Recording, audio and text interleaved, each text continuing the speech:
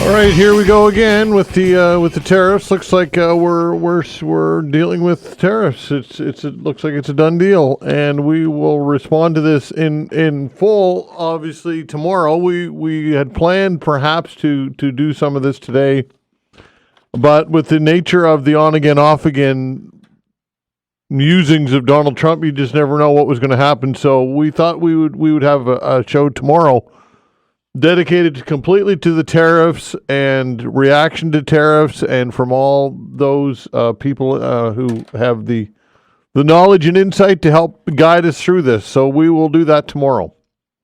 Not to say that we won't talk about tariffs today, because we certainly will during the call-in segment. And I'll chat with David Perry later in the show, president of the Canadian Global Affairs Institute, about Ukraine, and I'll get his take on tariffs as well and what he thinks about all of this. And, of course, during our call-in segment, I will ask you the question, how far should retaliation go? Should power and energy be cut off from the U.S.? Because that is what Premier Ford in Ontario is threatening. That would be a very, very bold move. I'm not sure that he will pull it off, but we shall see. Imagine cutting the power to millions of Americans.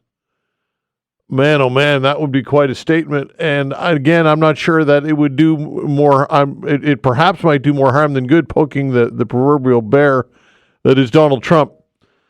Do you still consider the United States our closest ally? That is a tenuous relationship at this point, and I would say that many people don't.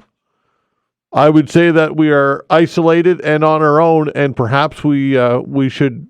This might serve as a wake-up call. What are your thoughts on that? Do you think diversifying markets and lessening dependence on the U.S. will ultimately be a good thing when all is said and done on the other side of this?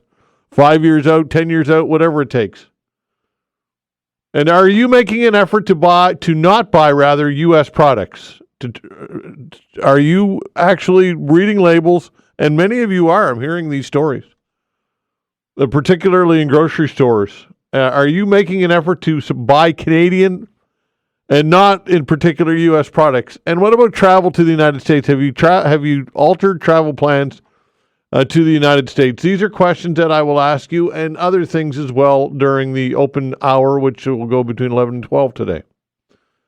And of course, lots of other things to talk about, including the Liberal leadership race, which is really being overshadowed right now by all of these other big issues.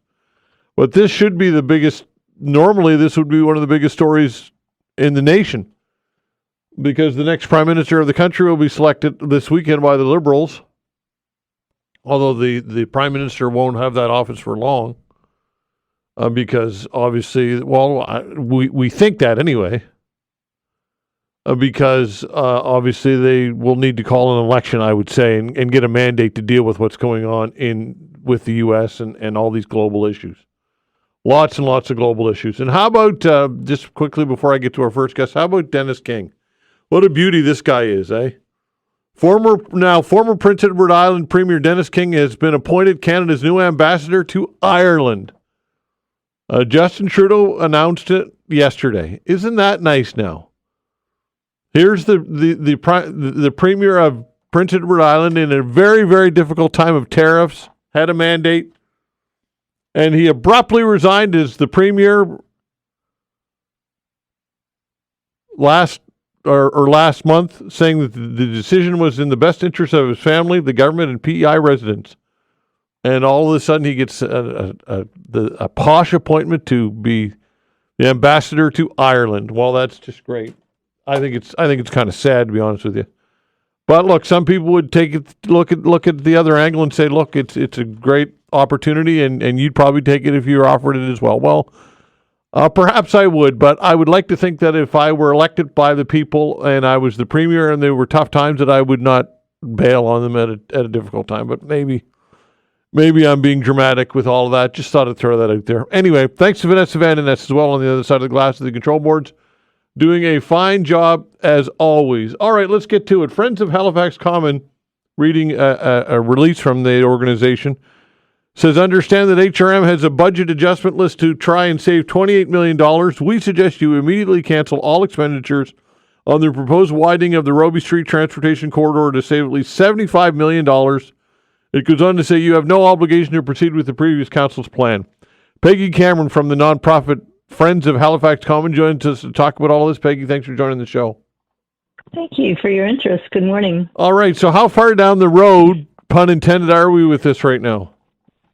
Well, I have to say I can't actually answer that question completely because it's been a very, very secretive process. And the only information that I feel even the public is aware of is through the Friends of Halifax Common work to get information through Freedom of Information requests. So our most recent one was received around mid-January, and what it revealed was that about $4.5 million or so of the potential 75 had been spent. So that means at least 70 to 75 is rolling forward to this budget for this year.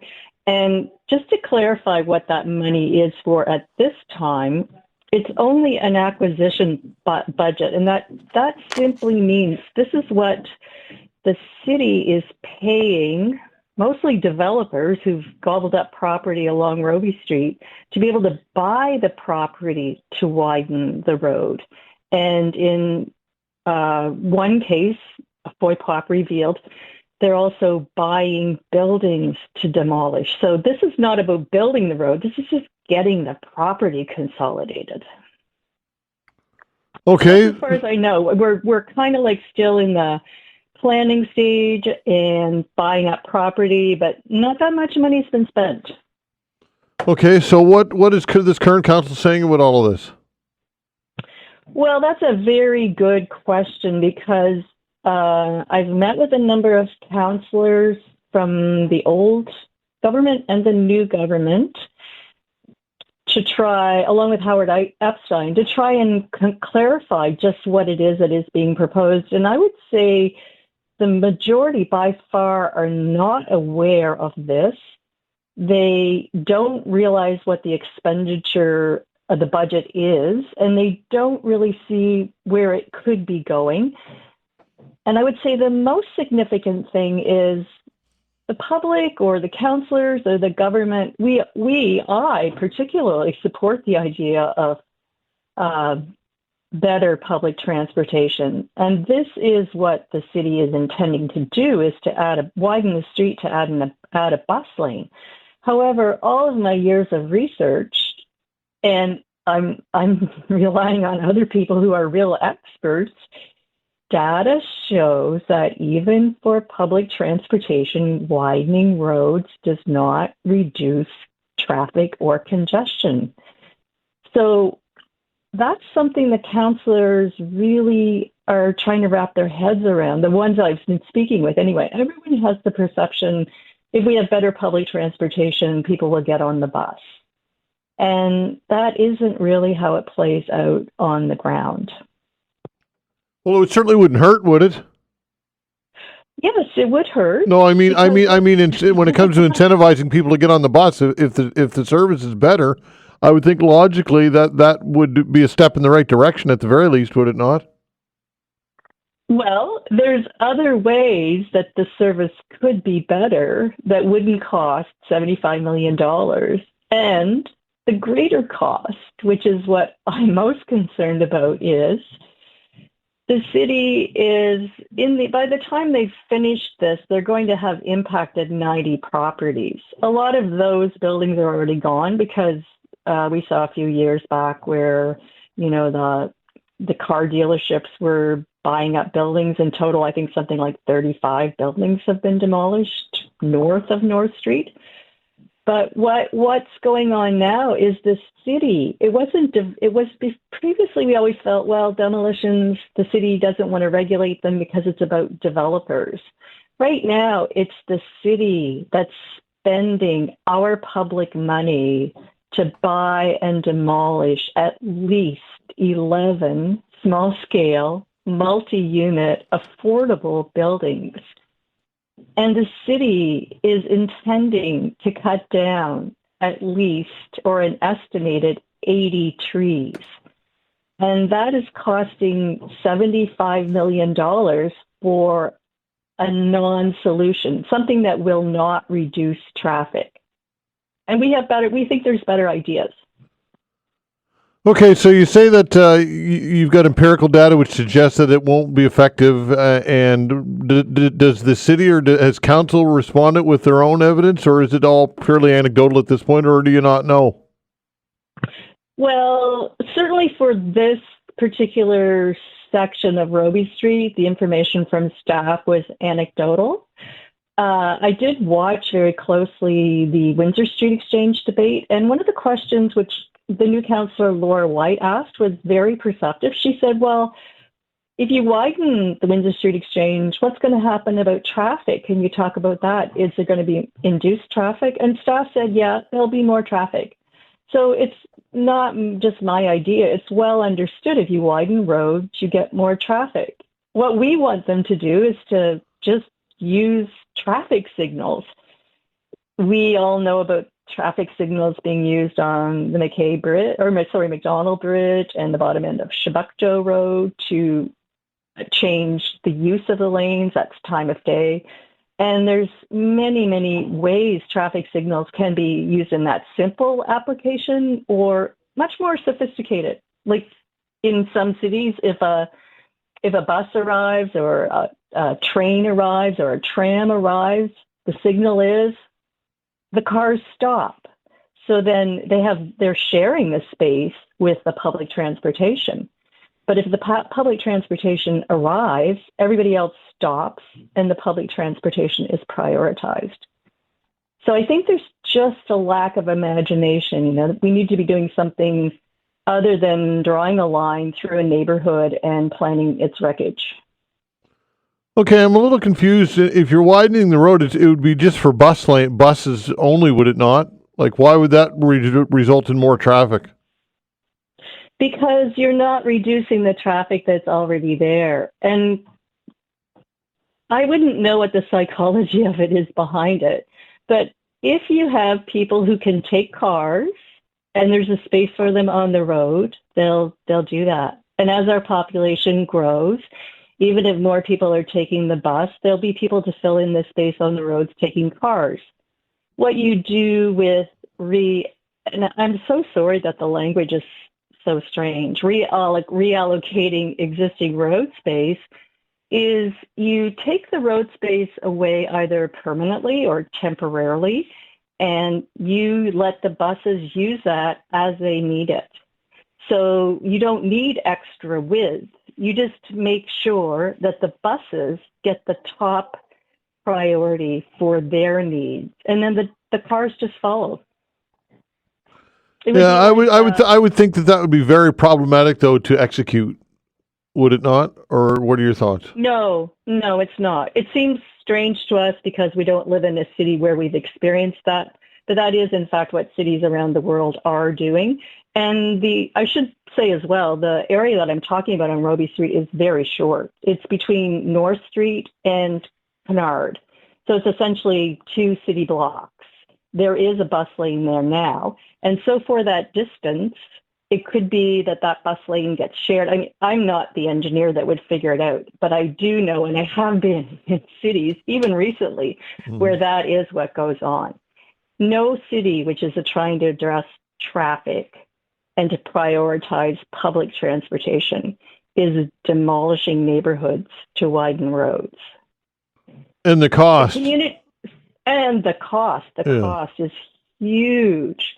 And this community, I think when the city planned to kind of drive the bus through the neighborhood, I think they had no perception or concept of what the actual residents are. It's an area where, you know, there's such a high concentration of renters who are so diverse. There's First Nations apartment buildings, there's youth shelters, there's, 6 to 8 housing co-ops, there's small-scale businesses. There are all the places for all the people who are not ever going to be able to move into what the buildings are that are being built on the peninsula, and who are all the people that we rely on to provide all the services we want. They work in retail, they work in restaurants. They have they're very they're marginalized in that they can't afford what will be offered. I think when people drive by, they look at those buildings, and you never think about who lives in those buildings. Those buildings are the people we need in our community. Okay, so again, we don't know if this is going ahead or not. Is that what you're saying? Just to be clear on this.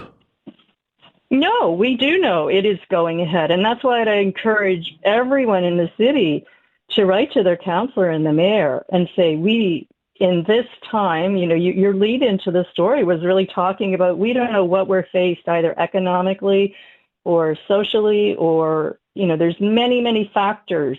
We're in a very precarious time. And we have something like 1,200 people who are living, who are unhoused in Halifax right now. And many, many people are struggling to pay their rent. We are not at a point where we should be having governments pay to buy property to demolish it, and those people have no other options for a solution, like a transportation solution that has failed. Before we even do it, we know it will not address the real issue, which is too many cars coming on the peninsula. Okay, I guess I should have reworded the question. We don't know the timeline then, or do we? Well, we do know the timeline. It's right now. It's very urgent because the city is debating its budget, and Howard Epstein presented to the Transportation Committee to inform them they do not need to follow the plans of the previous government. This can be stopped now, but it would require a councillor bringing forward a motion and saying, we need to stop this. We need to not spend $75 million to wreck a neighborhood. We need to have staff look at better options such as traffic signals. And we need to also really consider, this is a kind of an aside, but for all these expenditures, what would be the difference in having a dedicated bus lane compared to a bus lane that is operating under traffic signals? Like, how much are we spending for achieving very little? I would say one more thing about the neighborhood. Unfortunately, Peggy, I'm just out of time. Hopefully, I think you got a lot of good information out there, though. Thanks for doing this. Go ahead. Thanks so much. I just wanted to say that cutting 80 trees at a time when the city is proposing cutting the tree budget by $1 million. This whole thing just needs to be rethought. Okay, Peggy. Appreciate your time. Thanks so much. Thank you. All right, so take much. care. Peggy, you got it. Peggy Cameron from the group Friends of Halifax Common. Nova Scotia launching first internal travel nurse program in March. That when we come back.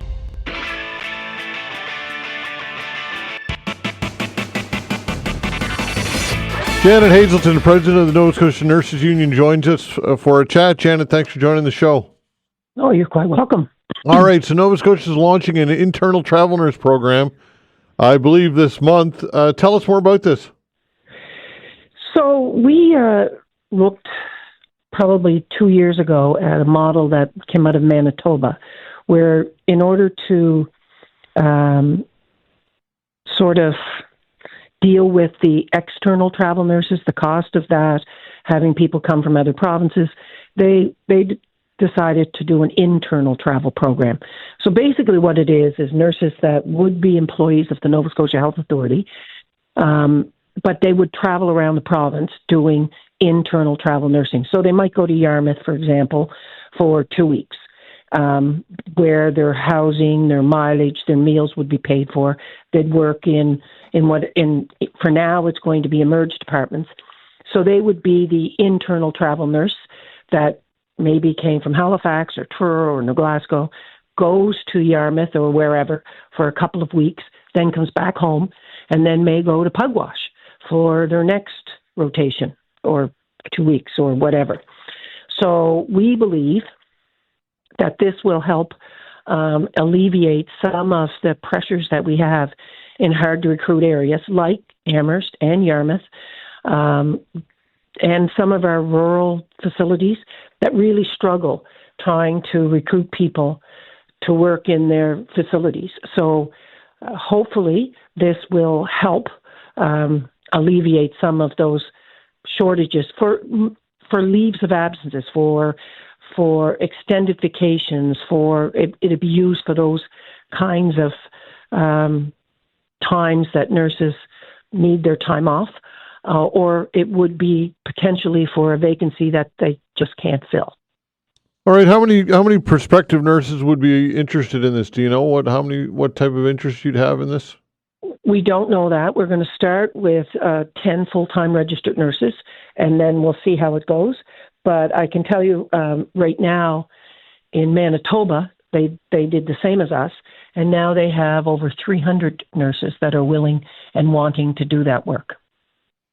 Okay, how about the costs associated with it as compared to the using out-of-province agencies?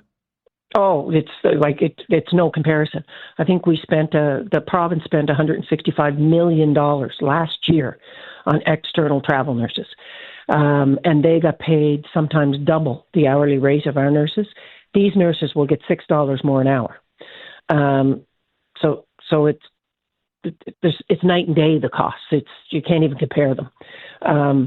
However, the bonus is for the nurses is they will be an employee of the health authority, so they'll get seniority, they'll get benefits that travel nurses don't get. So we're hoping that it's something that will attract nurses to want to go and do, and some people that really like that. You know, you get a little more money, and then when you come home, you have guaranteed time off. Yeah, for sure. And look, there's no easy answers, though, obviously, right? I mean, when it comes to retention, I think ultimately the ultimate goal would be to have these positions staffed by full-time members of the health authority. That's exactly right. And we do believe, as nurse unions across the country, that the travel nurse, the cost of external travel nurses has gotten so high for every province that every province's government is looking at it and saying, we can't sustain these types of costs. So what can we do? And this is one of the things that we think will help. And so if a nurse is interested in that kind of traveling, you know, not just seeing different places and working with different people, hopefully they'll say, well, I can do that in my own province and stay in my own province.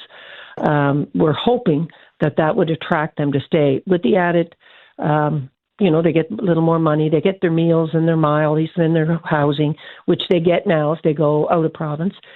And they get benefits. Benefits are huge.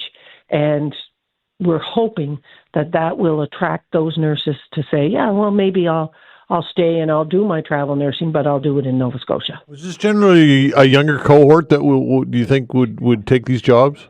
Yeah, both younger and older. Yeah, people ready or on retirement age, I suppose. Yeah. Those that before they had their families and those that after they had their families and their families have moved on, their children have moved on. Maybe their children are living in the community that they could go and work in.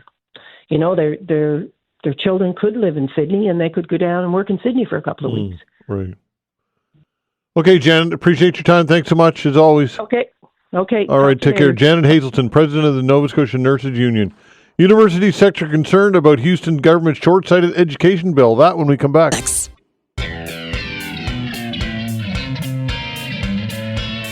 A group that represents 1,400 university teachers here in the province is accusing the provincial government of trying to overstep its authority. The Association of Nova Scotia University Teachers issued a statement saying that a recently introduced bill would give the Advanced Education Minister the power to appoint the majority of members to university boards. Peter McInnis joins us, president, Canadian University Association of University Teachers. Peter, thanks for joining the show. We appreciate your time, of course. Good morning, Todd. Great morning, you. All right, so tell us about this bill. Well, this is a bill that in some ways goes back 10 years when the McNeil government introduced what was then known as Bill 100, and it had something called the University Accountability and Sustainability Act, and it was about dealing with the potential of universities to go into financial difficulty and how could the province restructure that and enter to maybe realign with various political needs. Now that bill really was ever enacted. It was threatened to do so a couple of times, but here we see this coming in with the Houston government in Bill 12. And so one aspect of this is the potential restructuring of Nova Scotia universities. I mean, there's 10 universities in the province. There's 6 in Metro Halifax. But if you really look down at this more detailed, there's only 4 that are they're quite small. I mean, you've got some like St. Anne. It has enrollment about 500 students, NASCAD 700, and Atlantic School of Theology 47. So there's less numbers here, but the concern is what's going to happen if the finances start to be affected. And in the news today, obviously, is the Trump imposed tariffs, and what's that going to happen? What's that going to be affecting Nova Scotians? Okay, and there are other concerns with the bill as well, links to funding and priorities. Tell us about that. Well, one of the things that is concerning of Bill 12, it says that the identifies strategic connection between social and economic priorities of the government. Now, that's a pretty broad definition, and we really don't know what that means. Minister of Labour and Finance, Advanced Education, Brendan McGuire, says they're not planning to have a heavy hand, but we're not sure. The bill also says any other matters that the minister requires. So this is potentially quite ominous in terms of what the government may do. And what we're saying is universities have historically a certain degree of independence, and as educational professionals, there's a different kind of governance structure at universities that is more, it's what we call collegial governance. And in fact, they have a role in, as educational professionals, playing a role in that. So if the government's going to come in with a too heavy hand and say, we want various political priorities, we're worried about the short-term implications and the long-term implications for that, because universities, as we know, are important drivers of the economy, investment for students in the future, but also really important to the communities they serve. Okay, the Advanced Education Minister, Brendan McGuire, said the province isn't asking universities to eliminate programs. His quote here, one of the things that we said in the last bilateral agreement was we wanted more seats for healthcare professionals because we're in desperate need for healthcare workers. We wanted them to filled at 97%, and we're incentivized to do so, McGuire said. But he goes on to say, but in no circumstances will we ask them to eliminate programs. He says they're their own entity, and what we want to do is just work with them to make sure that they're filling what we need here in Nova Scotia. What's your response to that? Well, of course, the healthcare ongoing crisis or urgency for trained professionals is something that concerns everybody, and we support that, anything that would do. But we're also looking at the long-term implications, because we are seeing in other provinces, Ontario, for example, at York University in Toronto, just limited enrollment for about 19 programs in the fall of this year. So is that going to happen in Nova Scotia? What's going to be? Is there going to be job cuts? Is there going to be staff implications? Students? Where are students from the Valley going to have to go to Cape Breton or go to Halifax if they want to get the education they want? So there's a larger implication of Bill 12. It's not just about health; it's about potentially a whole bunch of other things. And there was no consultation. The university presidents issued a statement that they weren't consulted before this came out, Bill 12. We certainly weren't consulted. That is, the faculty, the student groups weren't consulted. So we're wondering why this is happening. This is part of a number of legislative initiatives by the Houston government, and they're kind of cutting down accountability. I mean, they're taking a position that worries us in the long term, especially as the financial situation may become more precarious. Okay, so appointing up to half the members of the university's board of governors, who would make those appointments under this bill? Well, under the bill, it would be the provincial government. The boards of governors are really the ultimate employers. We all have, as faculty members, collective agreements, and they're assigned between the union and the board of governors. And we usually have seats on the board, as do student members, and this is the idea of collegial governance. There's also already a very heavy corporate presence on most boards. I mean, you see a lot of that right across the province. But if the government's going to appoint political people, people that they think are suitable for their vision of the politics of these universities, that could tip the balance. If you've got half the board already in place, these are going to be making the long-term strategic decisions. So that concerns us. We've never seen anything like that before, and the question is why is this necessary at this time? Okay, could it be potentially to enact political priorities, perhaps?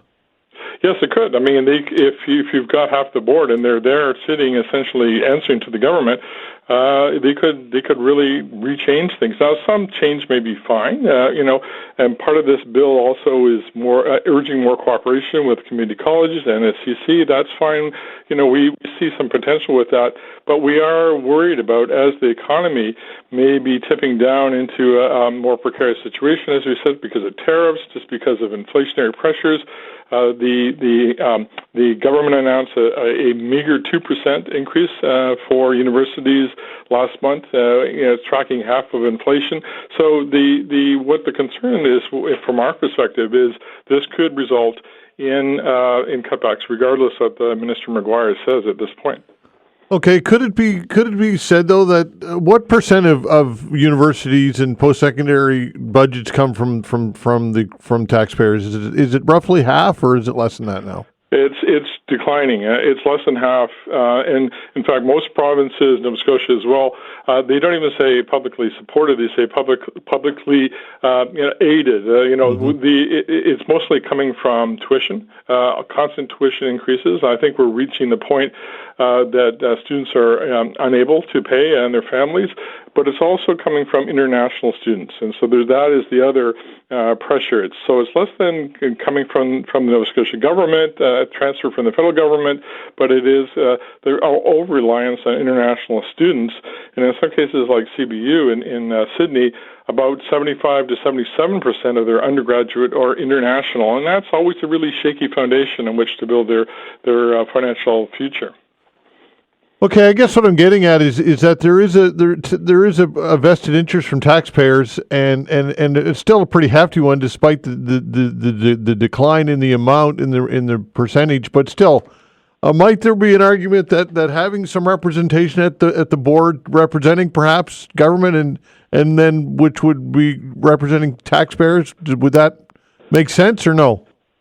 The universities are answerable to the government. The government sets the allocation, on a year or multi-year basis, and we adhere to various priorities. The federal government money is also tied, so there's not just money that's handed out; it's always accounted for.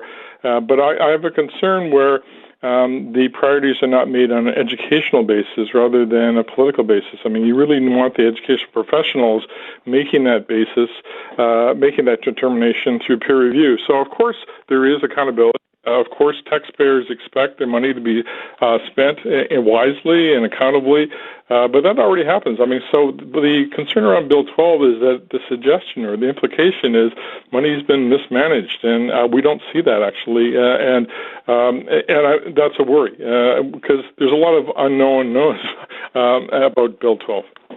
Okay, this report out today from the Auditor General, and I reached out to the Auditor General to talk with this, and it's, you may or may not have seen this, but it plays into exactly what you just said, and it contradicts to a degree what you just said. It says Nova Scotia is not effectively funding, monitoring, or holding universities accountable for billions of dollars of public funds.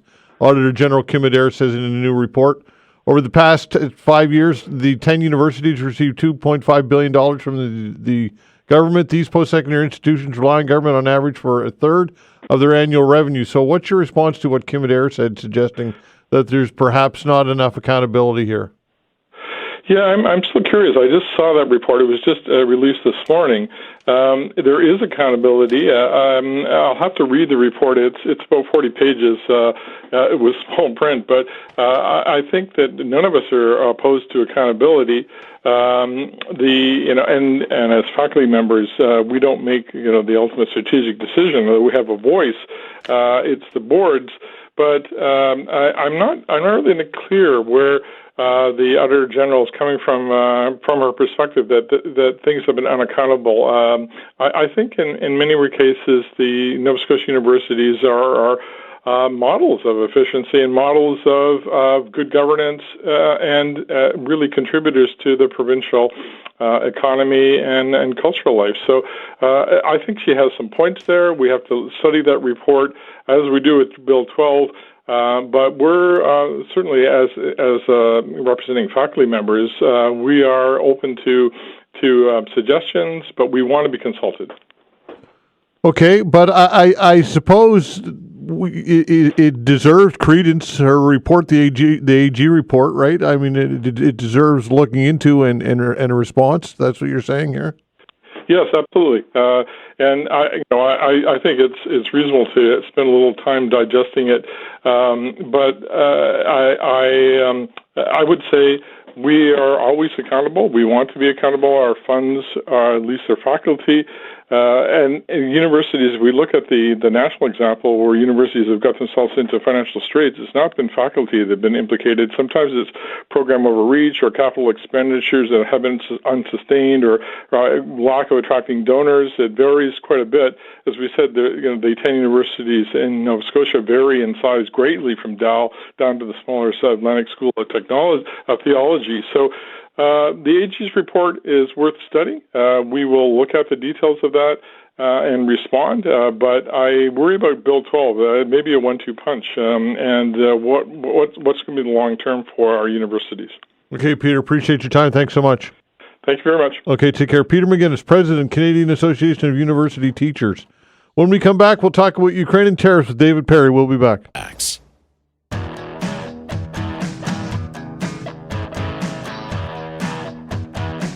Right, David Perry joins us, President of the Canadian Global Affairs Institute. David Perry, how are things today? Obviously very busy and hectic as always, right? Yeah, maybe we can have a conversation sometime when the world isn't a mess. I know. Where do you even start? I mean, it's. First of all, I want to get your take on that. I know a lot's already been said about that meeting at the Oval Office with Zelensky and Vance and Trump, but with some time to kind of exhale and to think about it all and ponder it all, is it still what the initial reaction was, just aghast and crazy? Yep, I think so. At least for me. Yeah. I mean that entire, it was close to an hour. I think is just totally unprecedented to see that kind of behavior and comportment in a public diplomatic setting. Really have not heard in the ensuing days any parallels that come close to even reaching that level of tension, overt hostility, confrontation between two countries that, to remind folks, are supposed to, or at least had been, on friendly terms, not hostile ones. Are you surprised that that some are suggesting that Zelensky was at fault? I am. Whatever the potential animus between the parties involved, I guess I would again go back to cannot think of any parallel between how diplomatic leaders, political leadership of friendly nations, particularly one that has been supported by the other in wartime after aggression by a third party in a clearly unlegal act, would be treated that way in a public format. Okay, let's talk about Ukraine and what's going on now with the U.S. Looks like it's pulling out some of its resources, and the EU pondering $800 billion Euro plan to beef up defenses to counter possible U.S. disengagement. Can the EU and I guess with the help of Canada get this done without and defend the Ukraine properly without U.S. support? I think it kind of depends on, broadly speaking, on two factors: how long the U.S. what they've suggested they're going to do currently remains in effect, and how long it takes for that impact to really kick in. And then the second piece would be whether or not Europe and Canada, and really Canada hasn't been making serious contributions in this respect, but how long Europe and other parties can, or how effectively, I should say, they could step in and replace some of the key American production. So on the time piece, the Biden administration, when it finally got its last major round of support passed, had been working to really move a lot of that support as fast as they could, and they kind of front-loaded a lot of it. So I think in some of the analysis that I'm reading, the Ukraine is going to be okay on some forms of production to kind of keep going the way they have been for a reasonable number of months. The time frame in terms of what the Americans do, like whether or not this is a temporary reprieve. Whether or not they don't provide any other support going forward is another thing. And I would add the other kind of key thing to watch is whether or not the discussion seems to be focused around the U.S. providing no longer providing direct support, so they're not going to ship ammunition anymore, as an example. The U.S. has been providing a whole lot of indirect support to Ukraine, like effectively providing a lot of the intelligence systems, intelligence support that's allowed the Ukrainians to use effectively that Western donated material. So that's something to watch, whether or not that indirect support changes. And then the other key piece is a lot of the equipment that's being provided, even by Europe or Canada as an example, has American export restricted technology in it. And a big thing to watch is if the United States limits the ability for U.S. Restricted technology to be sold to Ukraine, then Ukraine's going to be in a significant problem because even a lot of that European manufacturer, it contains American technology, so that could be limited. And then just finally on the piece about what could be, whether or not Europe and Canada could step in and replace some of those key systems. So Europe makes a lot of complementary systems that could replace some forms of the American technology. But the F-16s, the key fighter jets, as an example, that have been donated to Ukraine, those are American. They fire American missiles. So there's some limited ability to build to make some of that, but it's fairly limited. And a lot of the air defense systems that have been shipped, not all of them. Europe makes some air defense systems, but some of the key air defense systems, Patriot batteries and NASAM counter missile batteries, those are American systems, and they fire American missiles. So there's some key parts to this that it's going to be quite difficult for the Ukraine over the longer term to move forward on without American involvement. All right, this mining agreement, this potential mining agreement. What are your thoughts on that, and securing and security and a guarantee of security that would go along with it? What does that look like? Does that look like U.S. boots on the ground? How do you secure the region? Ooh, that's a big question. I think what the agreement looks like at this point is totally in flux because nothing is signed, and it's not clear, at least to me, about whether or not what had been worked on and negotiated that can still be resuscitated or not. But it was potentially going to look like an exchange of American access to some Ukrainian mineral rights in exchange for American involvement in supporting Ukraine's current activities. But that was pre-Friday goat rodeo at the White House in the Oval Office. So where that stands exactly is unclear. And I don't think there was any real semblance where we were talking about American boots on the ground in any kind of meaningful sense supporting the defense of Ukraine. What it was more likely to see was potential extension longer term of American support. And I think going back to some of the comments that Zelensky made in the Oval Office, if you're Ukrainian, you would go back to the early 90s when Ukraine at one point was one of the world's 5 largest nuclear powers and had a whole bunch of nuclear weapons it inherited when the Soviet Union crumbled. And it signed security guarantees at the time with Great Britain, with Russia, and the United States to negotiate away access to those nuclear weapons. And if you're Ukrainian right now, you're probably thinking that you want to have a redo on that. So they'd be looking for something quite tangible to help provide for their security and defense. And they've got examples to look at that they were provided assurances that didn't, in the end, end up being worth the paper they were written on. Okay, so when it comes to the argument that EU should be stepping up and doing the heavy lifting anyway because of its proximity to Ukraine, do you agree with that, or what are your thoughts? I mean, I think that there is some merit to that. And same thing that there's some merit to that Canada should be stepping up further too because of the Ukrainian-Canadian population we've got here. I do think that as discomforting and as out of character the U.S. administration and President Trump's behavior has been, there is a kernel of truth in most of this general thrust of what he's talking about, that it does make logical sense that Europe, being the closest to what's happening in Ukraine, should be picking up a majority of the support and defense of ultimately of Europe. I think I would include Canada in that conversation too. We've pledged multiple billions of dollars worth of support, but I certainly think there's a lot more room for us to increase that. So I think some rebalancing of the level of effort in supporting Ukraine is warranted and probably overdue. But it's a question. I think it's an open question right now whether or not the United States is actually acting in a way that is supporting wider European, Canadian, Western, certainly Ukrainian interests. because in their public comments, they've been far more sympathetic and favorable towards the Russian side of this dynamic than the rest of the West. Okay, in a minute or less, I know this is a huge question, but talks about World War III. Is that realistic, or I guess you just never know how this can escalate and evolve quickly? What are your thoughts on the comments President Trump made about World War III?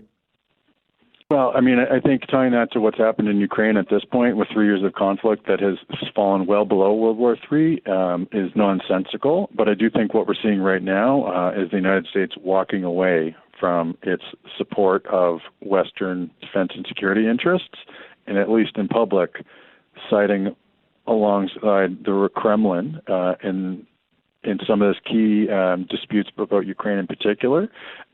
It's absolutely astonishing to see U.S. political leadership being more sympathetic and friendly to the bad guys, the Russians in public, than they are to key core and longstanding American allies like Canada. Okay, David, always great. Thank you so much. Okay. Thanks. All right, take care. David Perry, president of the Canadian Global Affairs Institute. Your calls when we come back. Facts.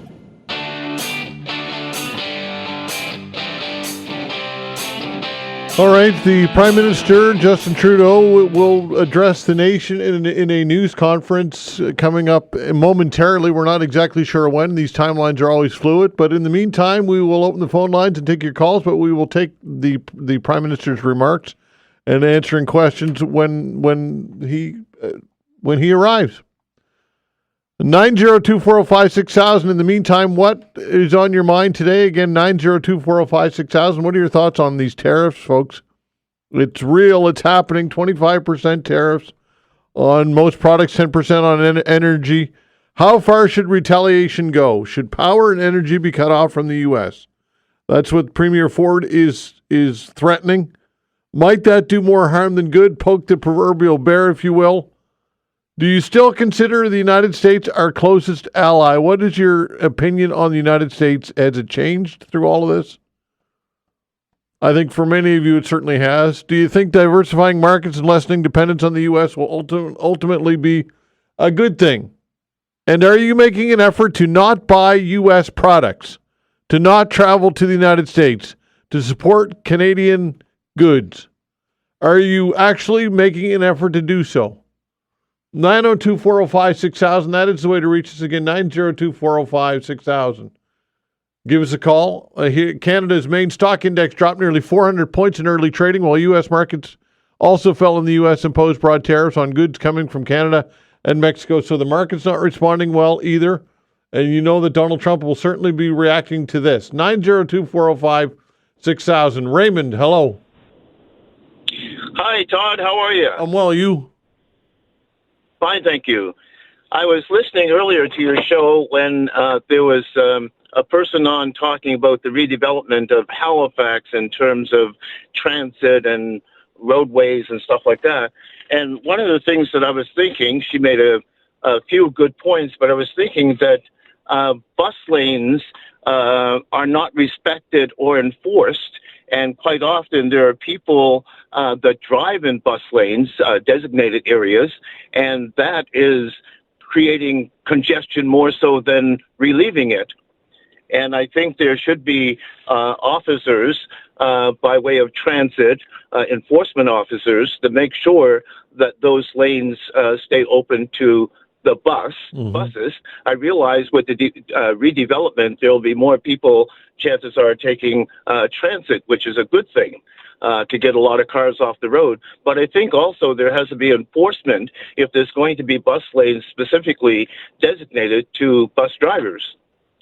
Yeah, there's a bus lane here in Robie that I'm looking at, and I've been looking at it since the interview here off and on, and I haven't seen a lot of vehicles, if any, misusing that bus lane. Why do you say that, Raymond? Why do you feel that they would be misused?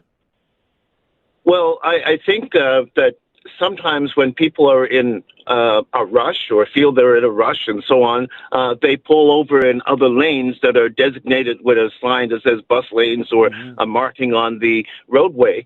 And I think that leads to congestion because when they have to pull back out and all that stuff, and it's confusing.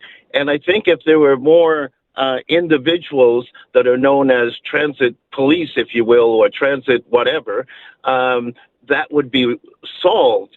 And the people that violate that, I believe, should be ticketed, to be honest. Yeah, absolutely. So in principle, do you agree with bus lanes and widening, Robie? I agree with bus lanes, yes. Widening Robie Street, I think there's some, to be quite honest, there's some good and bad, or positive and negative, if you will, because there's going to be more traffic. Robie Street now is one of the most, traffic-ridden streets in the HRM at one point or another during the course of the day, and so on. So it's like widening would probably, accommodate the overflow, if you will, but at the same time, it creates more, let's go to Robie Street now, as opposed to going to Barrington Street, if you will. So there's going to be more and more traffic, I believe. Okay. Raymond, listen, I appreciate your time, pal. Thank you.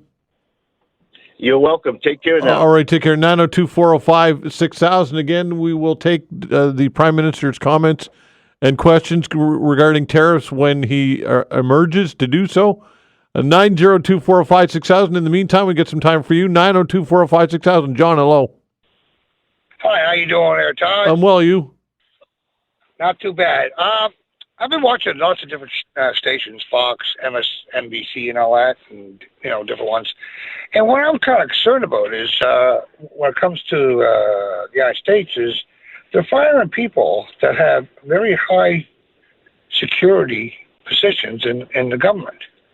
And a lot of these are now being hired by the Russians and by the Chinese, as per MSNBC. It just baffles me, how he's laying off all these people and not thinking about the ramifications. Also, I was looking at, I'm giving kudos out to Doug Ford, even though he probably won't be able to do it when it comes to just shutting the power off. Mm-hmm. But when he said, "I'll have a smile on my face when I do it," because Trump is just being an idiot, and that's all to it.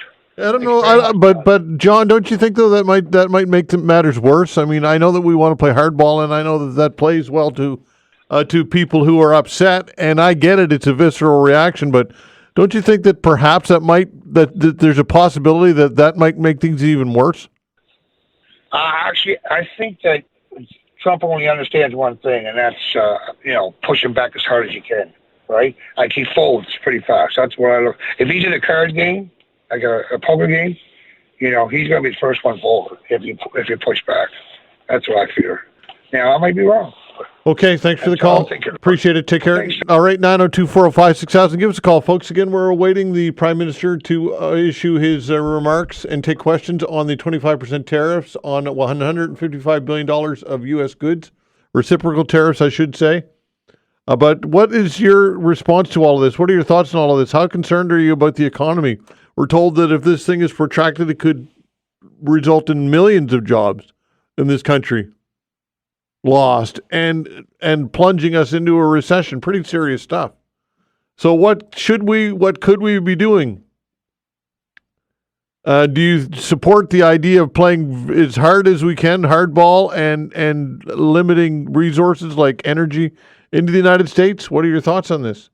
Give us a call, 902-405-6000. Again, we'll take the Prime Minister's remarks when he starts to deliver them. Canada's main stock index dropped nearly 400 points in early trading, while U.S. markets fell as the U.S. imposed broad tariffs on goods coming from Canada and Mexico. The move at the start of trading follows a drop in the markets late afternoon yesterday after President Donald Trump confirmed the tariffs were coming.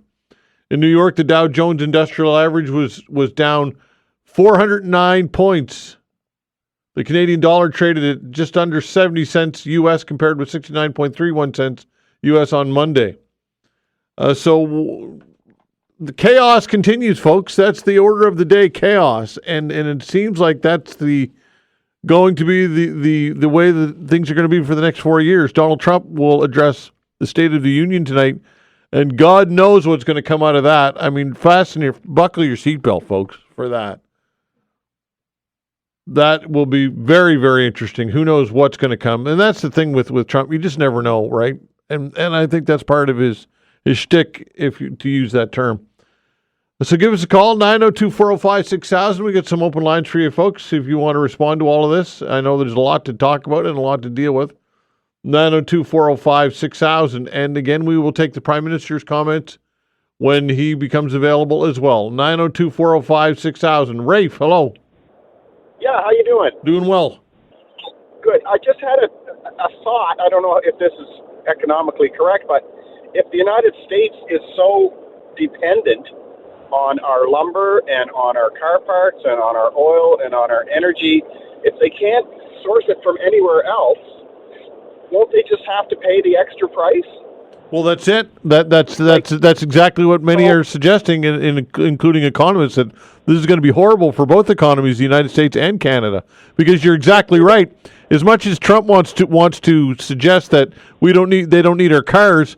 Well, you don't build car manufacturing overnight. That takes years to procure and to develop that type of infrastructure. So yeah, car prices are going to go through the roof in both countries as a result of this. So I guess before I go, my point being, if these prices go up in the next 2 weeks, the public opinion is going to absolutely plummet. If he promised that he's going to bring inflation down, and he has the opposite effect, maybe that's our saving. Maybe that's one of our saving graces. 100%. If the public turns on him, maybe he'll have to just cancel them. Quite honestly, Rafe, that's our only hope, really. And it's sad to want to see an economy struggle, in particular the United States, who've been our allies and friends for so long. But that's what we're hoping for at this point as Canadians in a war, and we're in a trade war right now, and it's very serious stuff. And we can only hope, sadly, that the U.S. economy struggles and that consumers end up dealing with high inflation and that there's a lot of pushback and Trump has to reverse course as a result of public opinion. So you're absolutely bang on. I just want to also say, you were talking about whether I consider the United States a friend or an ally or an enemy or whatever, but I think American people in general are probably decent people, but the way the country is going, I don't see anybody standing up to Trump. So, my opinion, they're not friends anymore. As a country, as a whole, they're treating us the way they're treating us. Absolutely not. And I just was so glad we beat them in that hockey game. Okay, Rafe. Thanks, pal. Okay, thank you. All right, give us a call, 902-405-6000. We've got lots of open lines for you folks. Give us a buzz if you want to weigh in on this or anything else you've got in your mind. Again, 902-405-6000. We'll continue with your calls when we come back.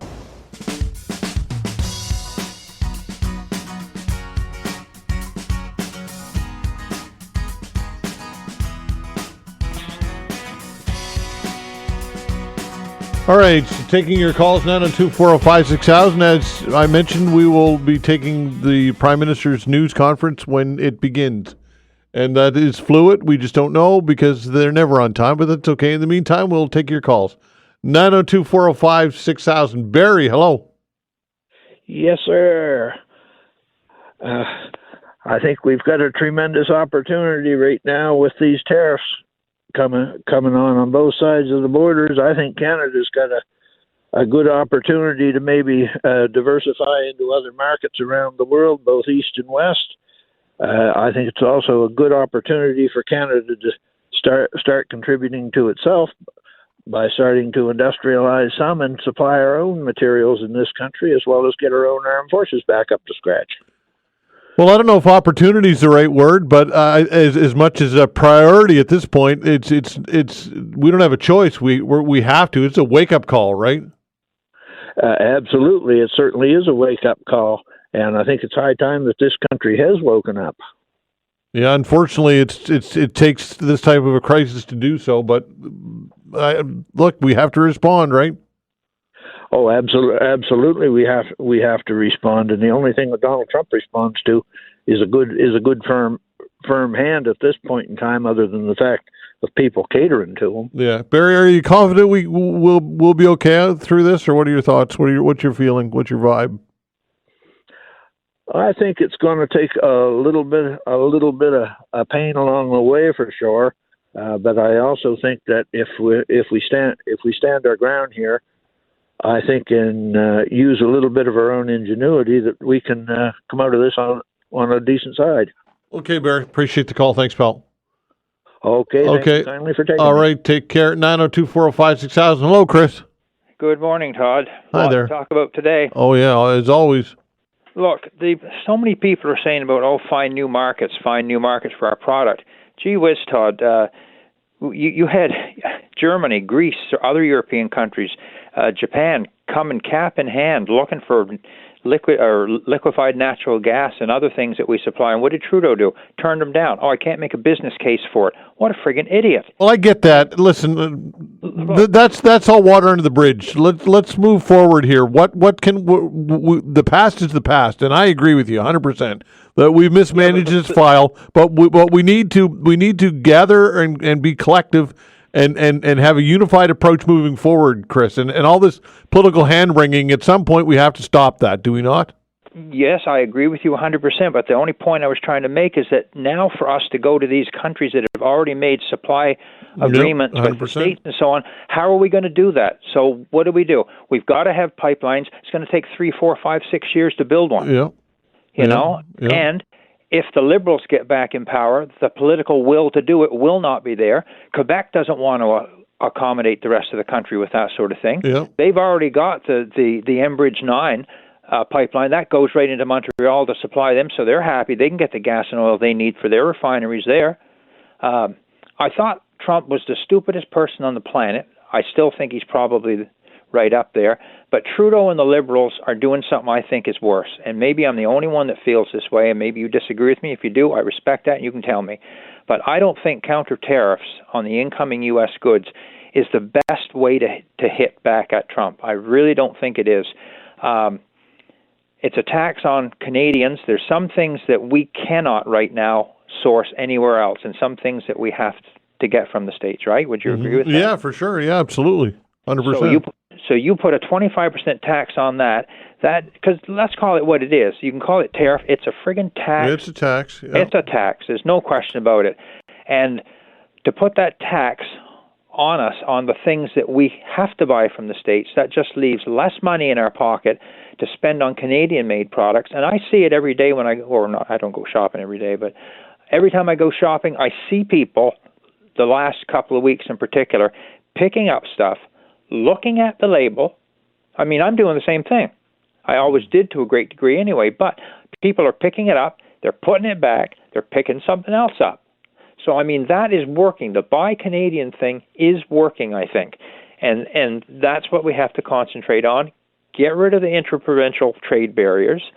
What the premiers are talking, it makes good radio, it makes good television, it makes people think, yeah, we're going to kick Trump right in the you-know-what, we're going to get back at him. It's so difficult to do that, and Trump's the kind of guy that doubles down on things. You've seen it in his last term. Absolutely. You've seen it in this term. When he was campaigning, he just doubles down. He tells a lie, he's called out on it, and he makes it into an even bigger lie. So, I mean, how do you deal with someone like that? But basically, what Houston and Ford and some of these guys are going to do or want to do, doubling the tolls in the Cobequid Pass, what good is that going to do? You're going to penalize Americans who are wanting to come here and spend their money. That's true. It's a good point. You're going to penalize the poor trucker who's only trying to make a living, for God's sake, and also he or she is spending money while they're here in Nova Scotia. They have to fuel up, they have to eat, they have to do whatever the case might be. Ford going to cut off the electricity to the States. Well, you cut off the electricity, you're cutting off a money supply to your province, too, aren't you? You are, and all the jobs that are associated with it.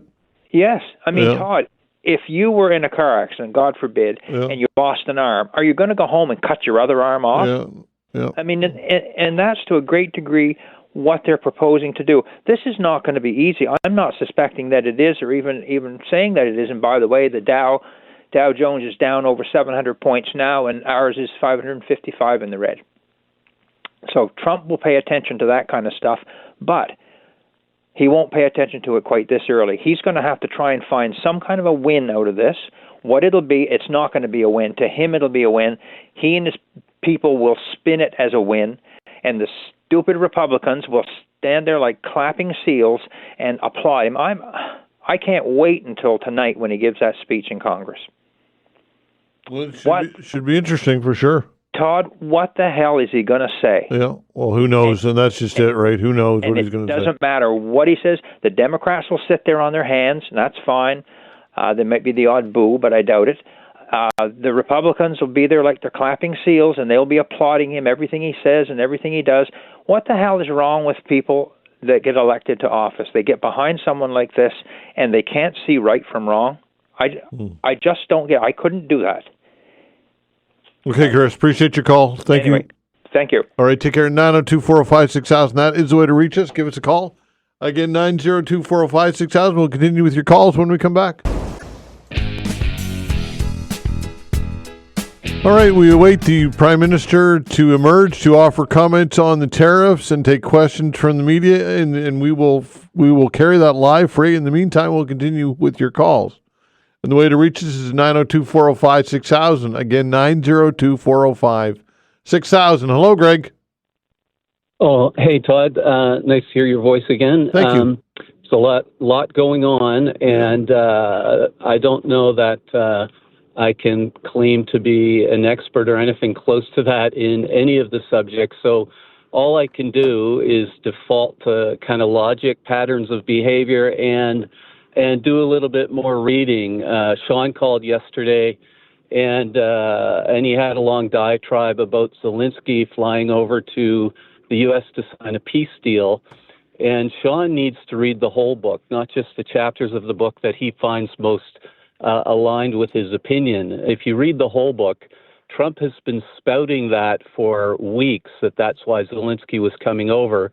Zelensky had been saying, Sean had read the other chapter, that he isn't going over to sign a deal. He's going over to negotiate a deal and to attempt to get some level of assurance that the Americans would offer security. He didn't, and then Trump and Vance hijacked him in the Oval Office to intentionally embarrass him and saying that he doesn't want peace. It's just another example of Trump siding with Putin.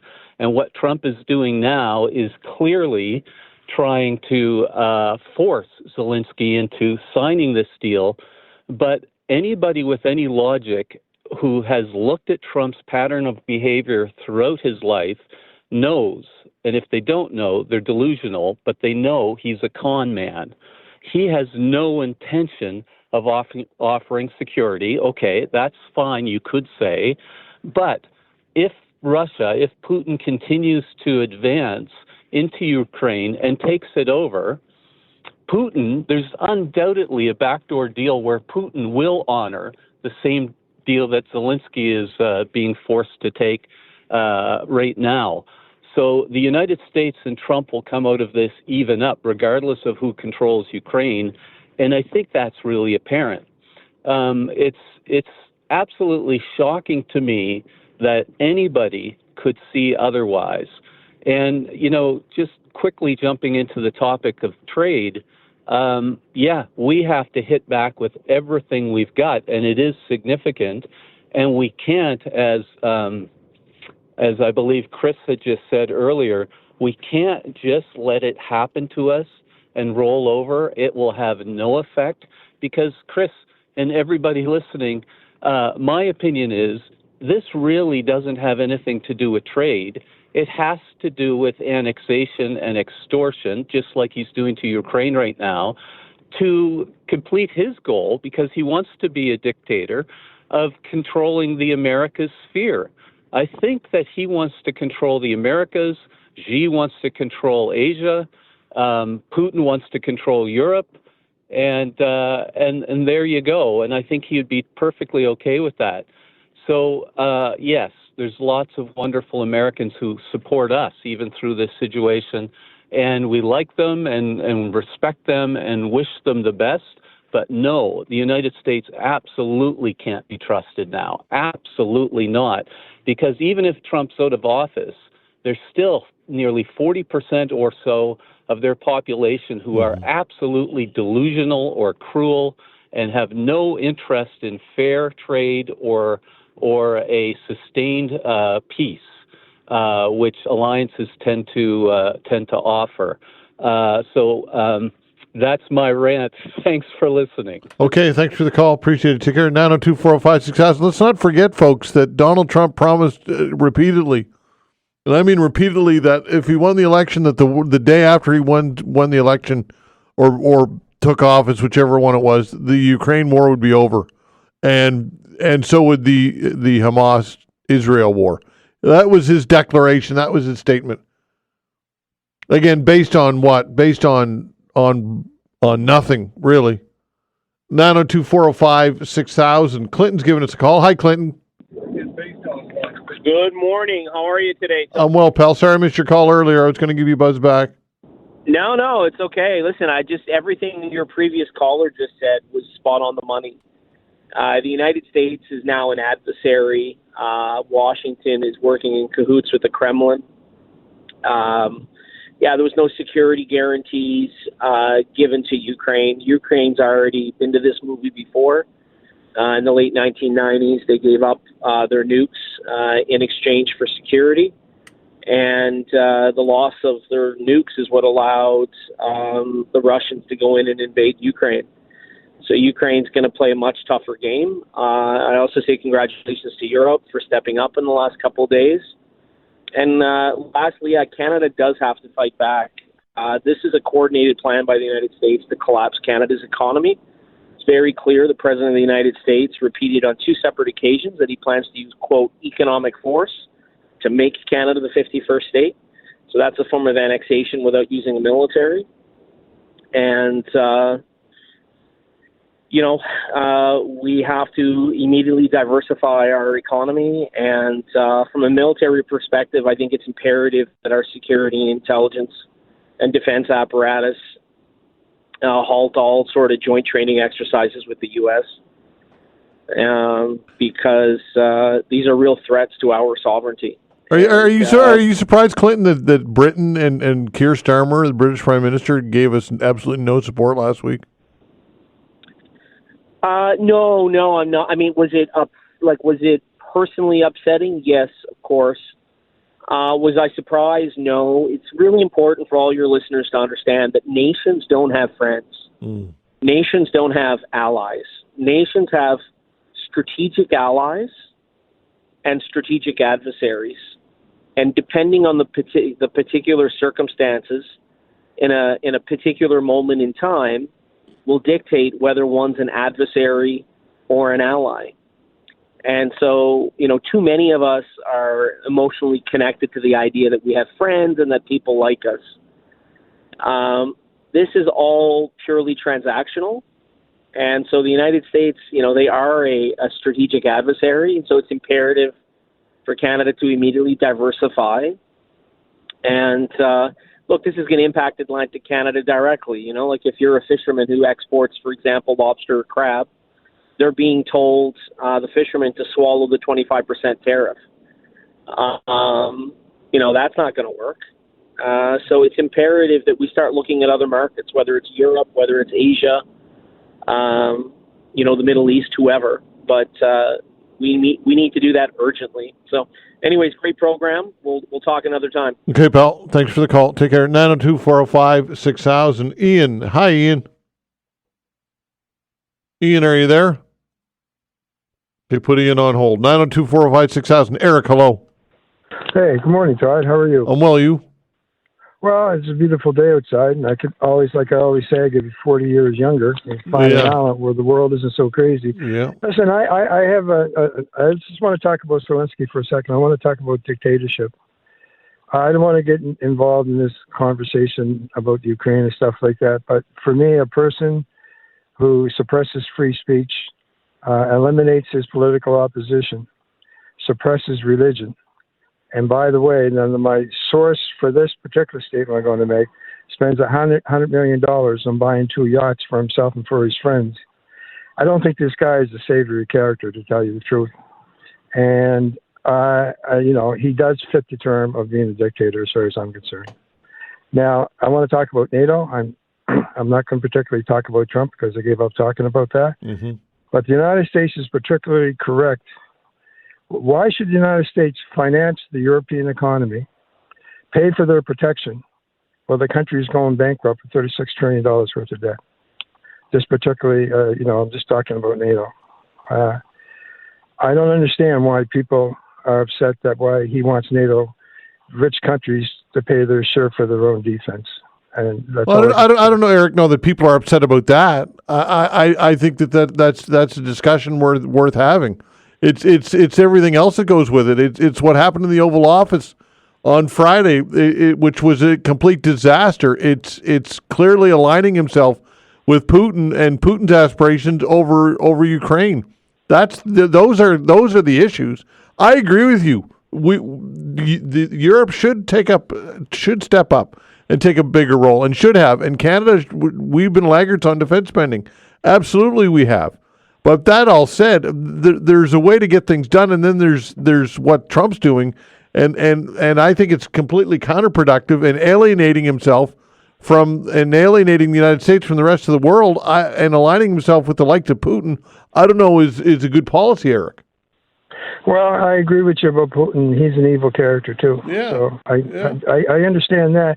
But let me ask you this question, Todd. Do you think in your own mind there's any possibility that there could be, forementing in the back of this, a North American Union that will have bilateral trade that's free trade, such as how the European Union has set up their circumstances with the European Union? Well, I don't know. Do you think that could be in the back burner? I'm just wondering. Well, not under this climate, because we're dealing with somebody who's hostile in the White House. You know, we have a sovereign country, and I think, look, we've got a lot of problems.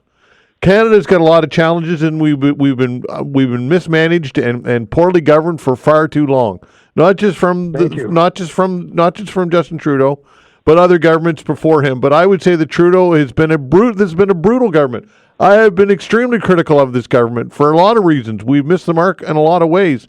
But when all is said and done, Eric, we still are Canadian, and we still protect our sovereignty, and we still have national pride. And I think that look, we can't have the blinders on when it comes to the problems and the things we have to deal with. That all said, though, we have to protect our sovereignty.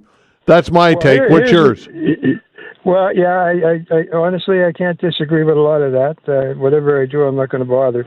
But anyways, this is say this tongue in cheek. What if Trump was Prime Minister of Canada? Maybe we could annex the United States.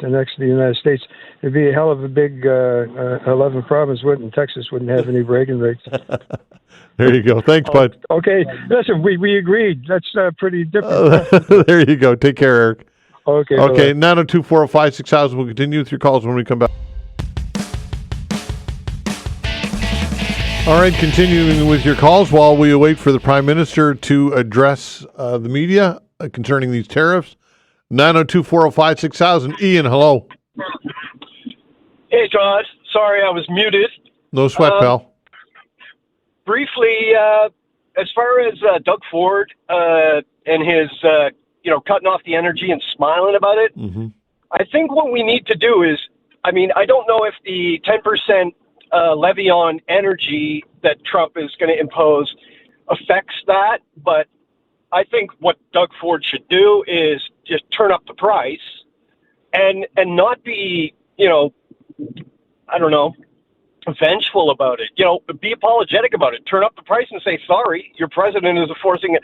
I don't think there's any reason for us to create bad feelings with our neighbors, because after Trump's gone, we might be back into a better position with it. Who knows what the next presidential government holds. Yeah, I agree. I agree. It's still human beings, and it's still people's lives, and in many cases, people who have nothing to do with this who would be impacted by not having power.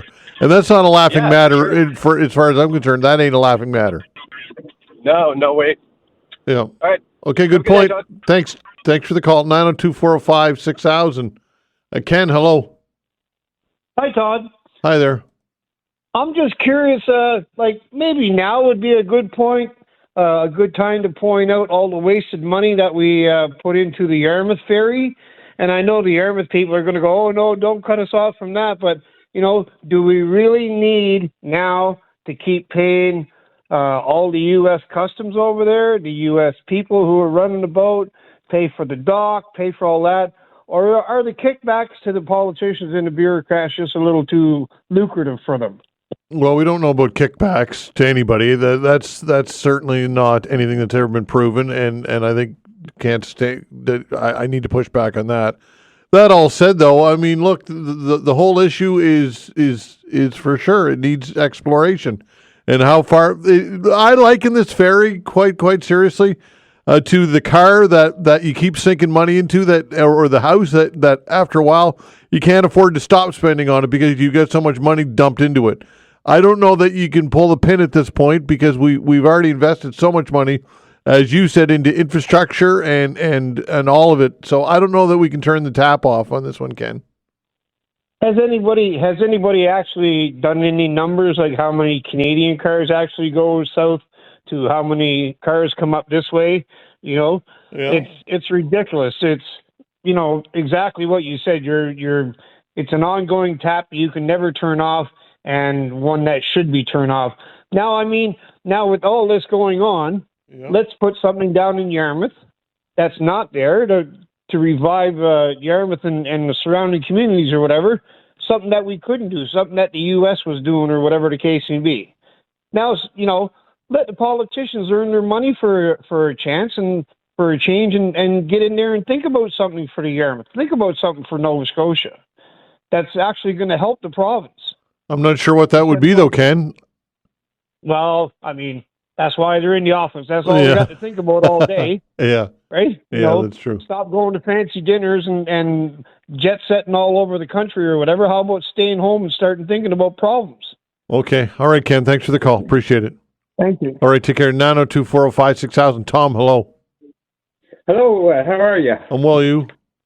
Good. I agree with you and your last caller. I think there's too much money sunk into Yarmouth Ferry right now. We own it. I guess we own it for a while, and there's probably leases written with the U.S. and so on for us. Anyway, using their docks and so. Anyway, that's not why I called. I work with a young fella. I say young fella. He's in his 30s, anyway, I take him for groceries every once in a while and appointments. And anyway, I was with him last night, and he's an avid Walmart shopper. Mm-hmm. Loves to go to Walmart for his bi-weekly groceries. And last night he informed me, he said, no more Walmart. I said, no more? You're not? Why? You always went to Trump. He said, Trump.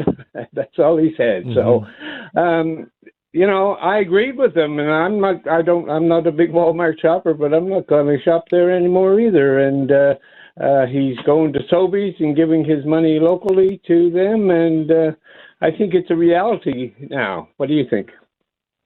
Oh, well, your question again is what? Well, I think it's a reality that we're going to be buying Canadian and avoiding American wherever we can. Well, I would hope so, but again, it depends on a lot of people. It comes down to price. I mean, there are people out there, there are families out there who can't afford another nickel, and it's hard to ask any of those people to support or buy local if it means that they're going to be even worse off financially. So there's always that, right? That's true. And this young fellow I speak in, he's on a budget, and he doesn't. He went with a calculator to buy his groceries. Sure. And I mean, it's a tough ask, Tom, to ask people to go further into the poorhouse to support local if they can't. I mean, we know what inflation has killed everybody already, right? So it's, Tom, I would hope that for those who can and those who have the time and the ability, do support local. Absolutely, we should be doing that anyway. Shouldn't we? Yeah, and just one more thing. They just raised the price on Cobequid Pass for American cars coming across the Cobequid Pass. Maybe that's what they should do with the Yarmouth Ferry. Well, I think a caller made a great point. I think it was Chris who said that you're punishing the American person who is traveling to Nova Scotia and to spend money here. I don't know that that's the person that you want to target coming through the Cobequid Pass. I thought that was a decent point. Yeah, no, it's a hard. We're in a hard spot. We're not used to this spot we're in, and it's a reality. But anyway, you have a good day. Okay, Tom. Thanks for the call, pal. Appreciate it. Take care. Barry, hello. Hello. People are people. I mean, and there's a difference between nationalism and patriotism. Unfortunately, hey, if someone has an accident on the side of the road and you find them injured, you don't say, "Well, if I call that, what are you going to give me?" We don't do that stuff. Roosevelt didn't say to Churchill, "Hey, we helped you in the we want reparations for it. That's disgusting. And people tolerate this kind of abuse. And by the way, tonight, I'll tell you what's going to be two things that are coming up tonight, and I can guarantee. He's lifting all sanctions against Russia. It's already in the work. They've closed this. That's checking all the cyber attacks that are coming into the States. The department that was doing that was shut down because there's all pro-Trump stuff coming in. And he's going to say that Russia should be part of the G7. That's what I'm guaranteed is going to happen tonight. So any idea of having a peaceful relations with the United States until he's gone, I think, are next to impossible. And that's really a sad state of affairs. That's what's going to happen tonight. Yeah. Oh, well, I mean, I don't. We'll see. We shall see, Barry. If he suggests that Russia should be part of the G7, which would again, of course, and then make it the G8 again, that would be surprising and shocking to me. But nothing would shock me at this point, I suppose, right? I heard it this morning, and he's also lifting sanctions against Russia. Yeah, that wouldn't surprise me at this point. And I didn't figure it out. I heard it from basically people in the newsmen that have been checking out what the speech is about tonight, and that's in it. Okay, Barry, thanks for the call. All right, okay, all right, bye. Take care. All right, thanks for the calls, everybody. We appreciate it very much. The Prime Minister still has not made the address to the media. I suppose we'll wait and see. In the meantime, we'll have Rob Thacker come in, the Science Files, and we will take this news conference when he emerges. We'll be back.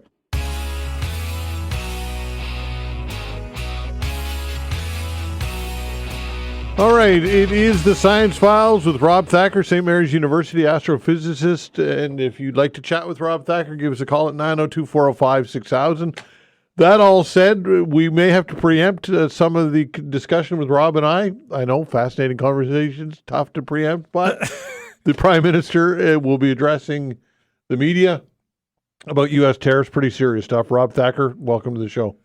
Hi, yes, always being preempted by Justin Trudeau. I know. I know. That's when you wake up in the morning, you say, "I hope today I get preempted by Justin Trudeau." Right? It happens on this show, not an irregular number of times. But I mean, not for much longer. So. Yeah, the trade exactly. The trade. Well, I apologize for that. Okay. But anyway, we'll make the best of it. Who knows? He was supposed to talk at 11 o'clock. It might be 1 o'clock before he even talks anyway. So. And you have to leave early today, right? I do have to leave about 10, 15 minutes early. Yep, that's right. Okay. We'll did you bring a note from home?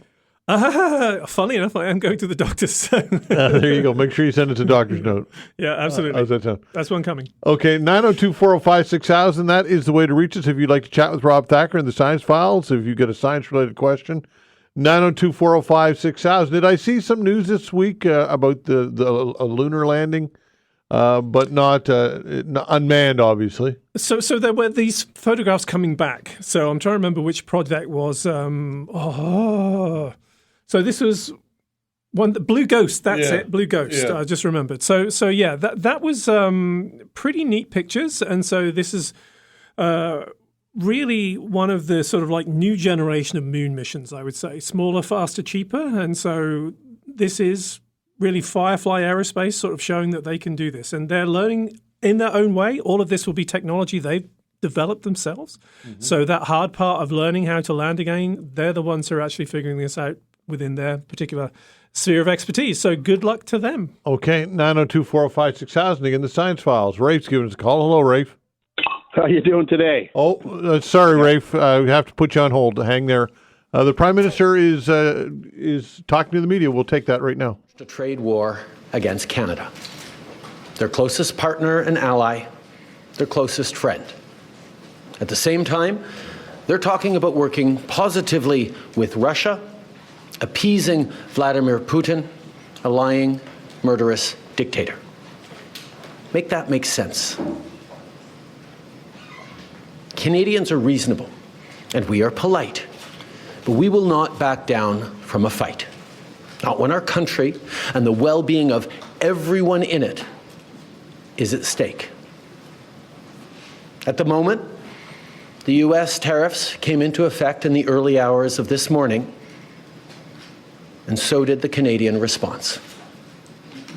Canada will be implementing 25% tariffs against $155 billion worth of American goods, starting with tariffs on $30 billion worth of goods immediately, and tariffs on the remaining $125 billion of American products in 21 days' time. Encore aujourd'hui, on se voit forcé d'imposer des droits de douane de 25% to introduce 25% tariffs on $155 billion of U.S. merchandise. De marchandises américaines, excusez-moi. $30 billion will come into effect immediately, and in 21 days, $125 billion of U.S. merchandise will we will be also hit. be challenging these illegal actions by filing dispute resolution claims at the World Trade Organization and through the USMCA. But in the meantime, our tariffs will remain in place until the U.S. tariffs are withdrawn, and not a moment sooner. And should these tariffs not cease, we are in active and ongoing discussions with provinces and territories to pursue several non-tariff measures, measures which will demonstrate that there are no winners in a trade war. Now, just like I did a month ago, I want to speak first directly to the American people. We don't want this. We want to work with you as a friend and ally. And we don't want to see you hurt either. But your government has chosen to do this to you. As of this morning, markets are down, and inflation is set to rise dramatically all across your country. Your government has chosen to put American jobs at risk, at the thousands of workplaces that succeed because of materials from Canada or because of consumers in Canada, or both. They've chosen to raise costs for American consumers on everyday essential items like groceries and gas, on major purchases like cars and homes, and everything in between. They've chosen to harm American national security, impeding access to the abundant critical minerals, energy, building materials, and fertilizers that we have and that the United States needs to grow and prosper. They've chosen to launch a trade war that will, first and foremost, harm American families. They've chosen to sabotage their own agenda that was supposed to usher in a new golden age for the United States. And they've chosen to undermine the incredible work we've done together to tackle the scourge that is fentanyl, a drug that must be wiped from the face of the earth. So on that point, let me be crystal clear. There is absolutely no justification or need whatsoever for these tariffs today. Now, the legal pretext your government is using to bring in these tariffs is that Canada is apparently unwilling to help in the fight against illegal fentanyl. Well, that is totally false. Let's look at the facts. Our border is already safe and secure. Far less than 1% of fentanyl flows and less than 1% of illegal crossings into the United States comes from Canada. But we acted because we know we can always do better. We responded to concerns, including from the President, by implementing an ambitious $1.3 billion border plan. A border plan that includes generational investments in new AI and imaging tools to stop the flow of fentanyl in its tracks, stronger coordination and information sharing with American agencies, along with the deployment of drones, helicopters, and additional personnel to keep our border secure. Now, a month ago, as part of an agreement with the United States that paused the tariffs, we made further commitments. We appointed Kevin Brasseau as our fentanyl czar, a man who dedicated his multi-decade career in law enforcement to combating organized crime networks and drug trafficking. We designated 7 drug cartels, sick, evil groups who cynically profit off the pain and suffering of people on both sides of the border, as the terrorist organizations that they are. And just yesterday, we launched a new joint operations partnership supported by a $200 million investment between Canada's security and law enforcement agencies, a partnership that will enhance the coordination of information and intelligence in order to thwart criminal gangs involved in the illegal fentanyl trade. And critically, our actions are working. As the U.S. Customs and Border Protection just acknowledged, there was a 97% drop in fentanyl seizures from January compared to December, to a near zero low of less than half an ounce seized in January, even with all the further enforcements and actions we've taken at the borders. In sum, we stepped up. We engaged closely and constructively with the President and his administration. We did everything we promised. We stuck to our word. And we did it because we believe in working together to protect our citizens. Now I want to speak directly to one specific American, Donald. In the over 8 years you and I have worked together, we've done big things. We signed a historic deal that has created record jobs and growth in both of our countries. We've done big things together on the world stage, as Canada and the U.S. have done together for decades, for generations. And now we should be working together to ensure even greater prosperity for North Americans in a very uncertain and challenging world. Now, it's not in my habit to agree with the Wall Street Journal, but Donald, they point out that even though you're a very smart guy, this is a very dumb thing to do. We two friends fighting is exactly what our opponents around the world want to see. And now, to my fellow Canadians, I won't sugarcoat it. This is going to be tough, even though we're all going to pull together, because that's what we do. We will use every tool at our disposal so Canadian workers and businesses can weather this storm. From expanding EI benefits and making them more flexible to providing direct supports to businesses, we will be there as needed to help.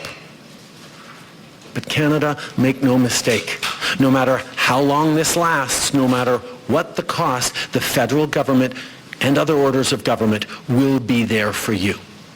We will defend Canadian jobs. We will take measures to prevent predatory behavior that threatens Canadian companies because of the impacts of this trade war, leaving them open to takeovers. We will relentlessly fight to protect our economy.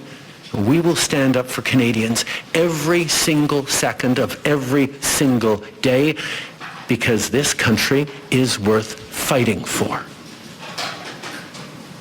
Les derniers mois, the recent months have been stressful and, in fact, exhausting for all of us. But I believe we can be reassured by the incredible solidarity we've seen among Canadians, solidarity among businesses, among unions, the civil society, Indigenous communities, and all Canadians. All of Canadian society is speaking with a single voice so that we can be heard by our U.S. partners and to illustrate that the imposition of these tariffs is a very bad idea. At the same time, we are working internally to remove the barriers to internal trade between the provinces and territories. We're working to try and reach new markets around the world to build an economy even more strong and resilient than before. In recent years, I've had a number of opportunities to talk to global leaders, and my message is always the same. Canada is a reliable partner, and our door is wide open. In recent weeks, we have also redoubled our efforts to work with Mexico, which is also being hit with these tariffs. Together, we will seek new ways of working together and to provide mutual support in the face of this threat. In the face of uncertainty and worry, Canadians have shown so much solidarity. I saw you sharing lists of Canadian products to help your loved ones and friends and support Canadian businesses. I saw you change your travel plans to stay in Canada rather than going to the United States. I saw you redouble your efforts to support our small businesses and our workers here in Canada. I saw you defend our culture and ensure it can flourish. I saw you encourage our athletes with incredible fervor, and I thought I could never be even prouder of my country and my compatriots. And yet, I still have something to ask of you. Do not give up. This is the time to redouble your efforts, to stand up for our country, to do everything we possibly can to choose Canada and defend Canada. Together, we will get through some tough times. But after seeing you and seeing your reaction in recent weeks, I have to say, I have never been as optimistic with respect to the future of our beautiful country, in spite of all the challenges we're facing right now. Canada remains the best country in the world. We have so many reasons to be proud of our home, to be proud of our land, but I'm especially proud of our ability to come together when that is required. Canadians of different backgrounds, who speak different languages, have different religions. But, you know, when it comes time to defending our country, we speak with a single voice and walk hand in hand. In spite of all, Canadians will always be relying on each other. Now, we've been through tough spots before. But every time we've faced long odds and seemingly insurmountable obstacles, we've not only survived, we've emerged stronger than ever.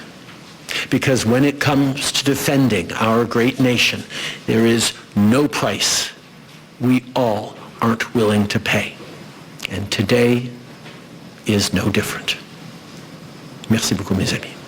Thank you, friends. Thank you very much, Mr. Prime Minister. Merci beaucoup. We will now take 20 minutes of questions. Nous prendrons 20 minutes de questions. One question, one follow-up, une question, un suivi. Merci.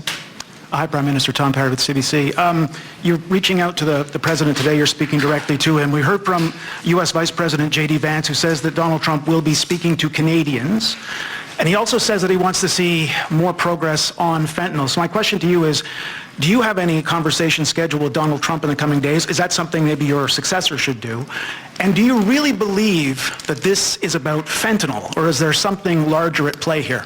I have offered to speak to Donald over the past number of days, and I expect to speak with him in the days to come. I'm always there to talk with him about the importance of working together to take on the world at this time.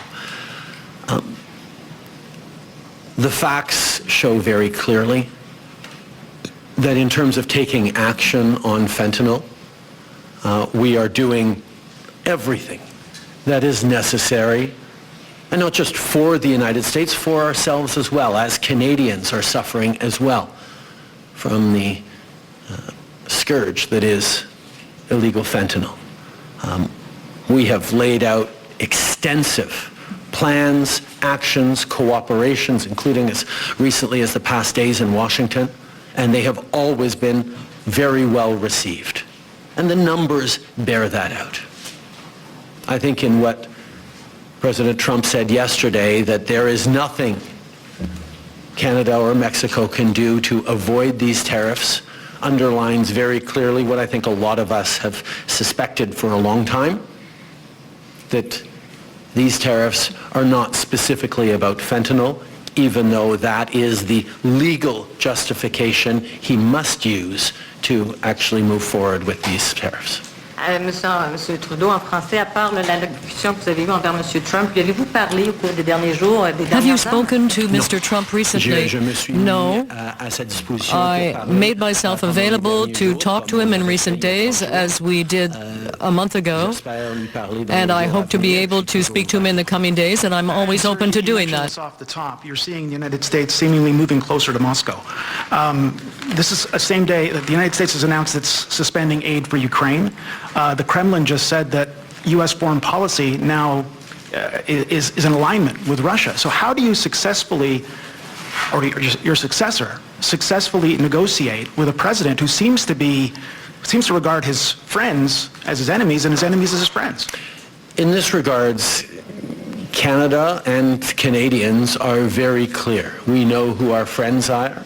We know who our opponents are, and there is no question that Vladimir Putin and his attack not just on Ukraine, but on the rules-based international order, on the founding principles of the United Nations, is an opponent of Canada. I think the question that we all need to be watching closely is, what do the American people think? How do Americans feel about jettisoning one's friends and allies in favor of a country that has never wished Americans well and continues to act in ways that harm the global economy and specifically the American economy and American values and principles? Bonjour, Monsieur Trudeau, Valérie Gavage, Radio-Canada. Radio-Canada. I'd like you to talk about potential relief programs. In Quebec, they're talking out the possibility of 160,000 jobs being lost. There are plants closing already. Now, is there something on the table today that you can tell Canadians in order to try and mute the effect of these tariffs? Well, there are things that we will be looking at immediately when it comes to the employment insurance program, but I want to remind Canadians that our goal is not to find ways for Canadians to get through these tough times. It is to prevent these tough times from lasting any more than they absolutely have to. If we can have those tariffs removed tomorrow, that's what we will try to do. Our priority is to put an end to this economic war, and the fact that Americans will immediately be facing layoffs and problems with respect to their own consumer products will certainly help us to put an end to this challenge as quickly as possible. But in fact, we are looking at a number of options, a number of things that we can do if those tariffs remain in place longer than a day or two, even with the immediate review of EI programs that we might want to tweak. Foremost, as we reflect on the impacts on Canadian workers and Canadian jobs and businesses, is that, first of all, there will be similar impacts on Americans losing their jobs, American families paying more for basic goods that they rely on at a time where times are tight everywhere. But our focus has to be on getting these tariffs lifted as quickly as possible. What can we do in the coming days is our focus, to make sure that these tariffs don't last a second longer than necessary. So we will be looking at, including looking in the coming day at things we can do around adjusting EI to support people through this difficult time. But our priority has to be not on figuring out how to manage through these tariffs over the coming days and weeks and months, but on doing everything we can to get them lifted and put an end to this unjustified trade war that hurts American families and Canadian families. On a l'impression que vous n'avez plus beaucoup de cartes dans votre jeu. Est-ce que de devancer don't have that many cards left to play. Now, would the renegotiation of the Kuzma agreement be a way to address this? Well, right now, in our conversations with the President, it's not very clear what he's actually trying to do or what he wants. Perhaps the only clarity is what he's said a number of times, which is that his goal is to ruin the Canadian economy so that he can then move on to annex the country. That's what he wants. So I'm not sure. I'm not really certain what kind of negotiation could go forward right now that would convince him that this is the right thing to do.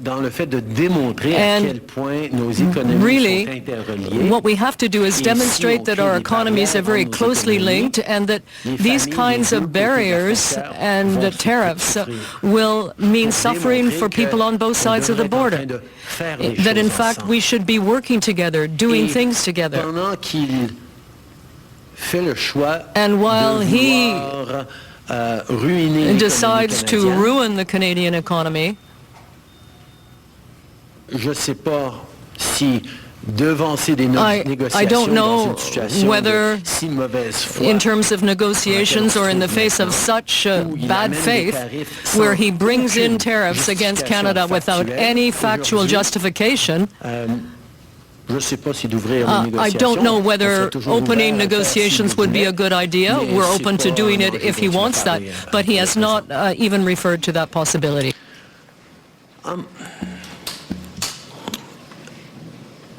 I'm just trying to remember. What was that? Kuzma, that's right.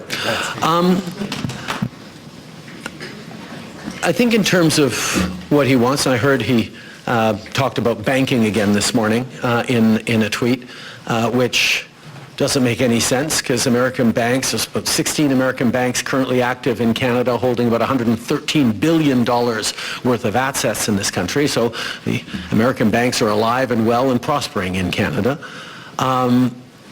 It's an example of not really being able to see what it is that he wants, because even the excuse that he's giving for these Paris tariffs today of fentanyl is completely bogus, completely unjustified, completely false.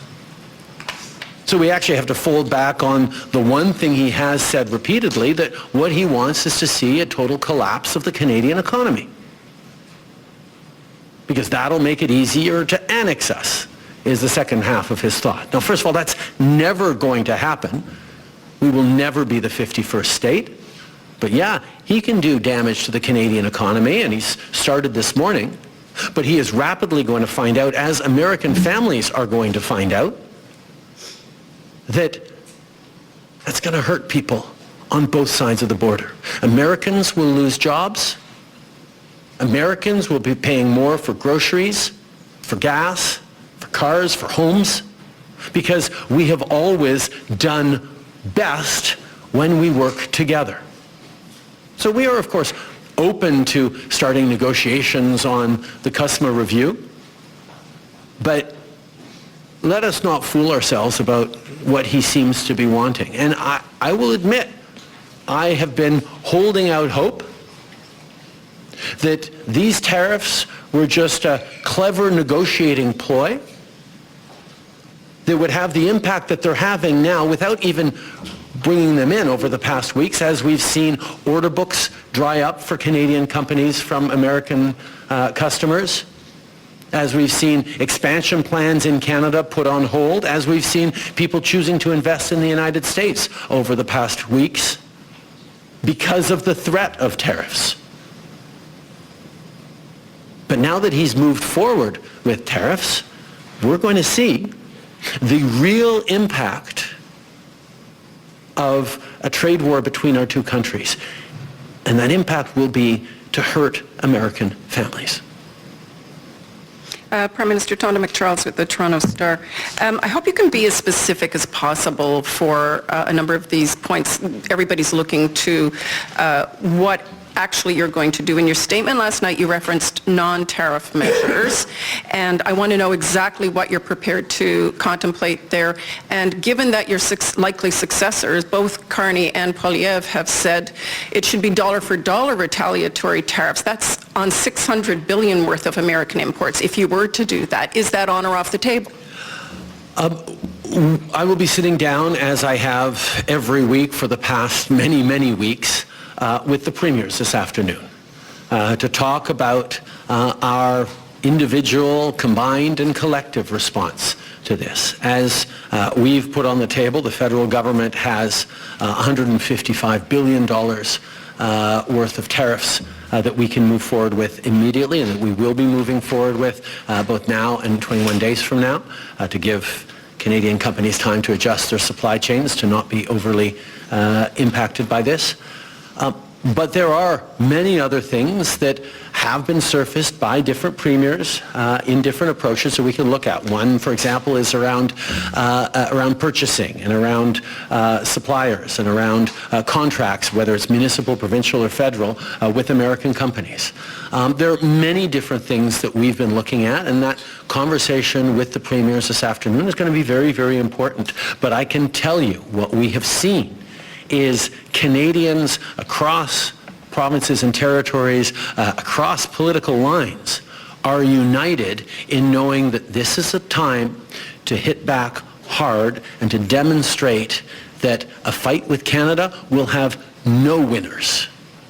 And the sooner we can get past this fight, back to working together to take on the world, as our two countries always have, the better we'll all be.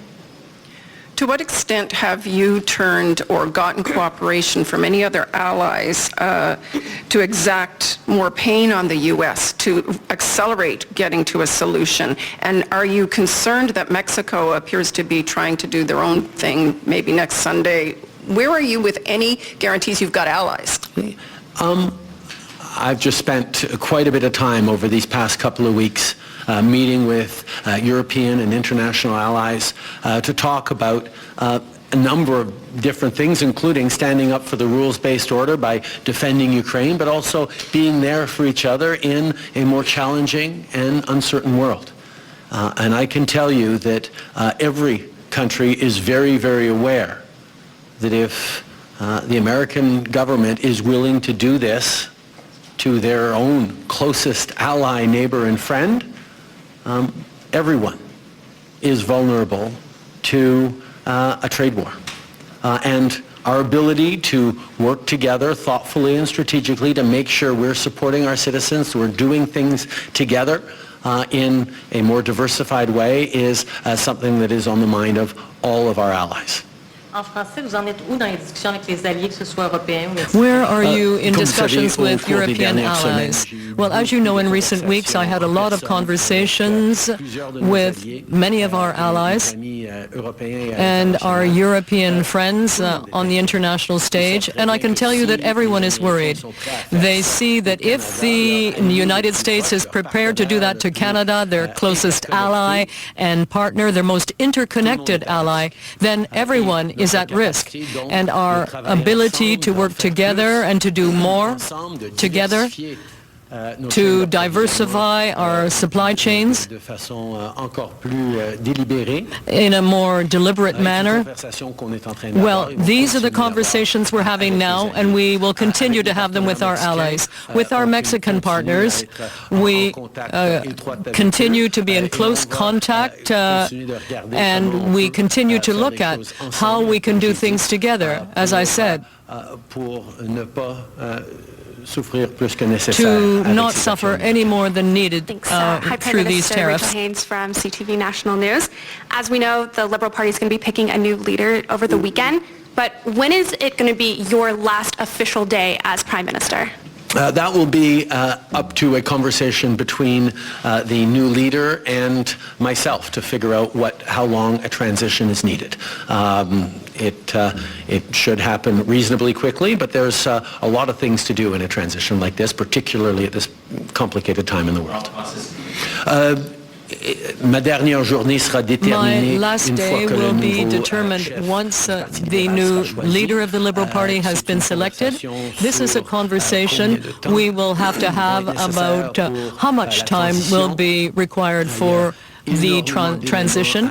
There are a lot of things to be considered, but I know that we will be able to do that quite quickly. It sounds like it won't be immediately on March 9th or March 10th, so it sounds like you'll probably still have some time remaining to put in some more actions on this.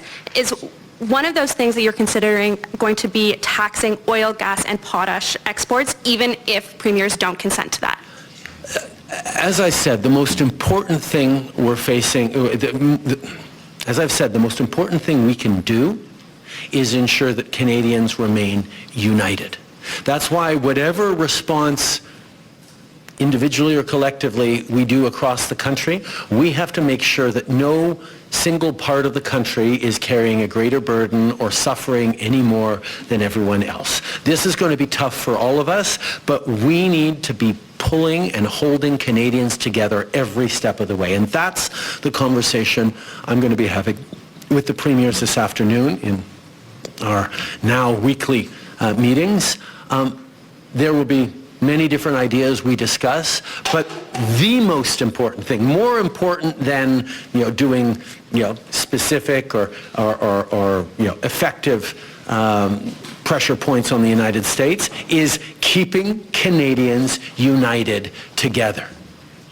As we go through the pain that these American tariffs will inflict on our economy, on our workplaces, on Canadian families, we will be able to say this is happening to us by the decisions of a different government. As American families suffer the impact of these tariffs, of this trade war with Canada, they will be saying this is happening because our own government is choosing to do it to us.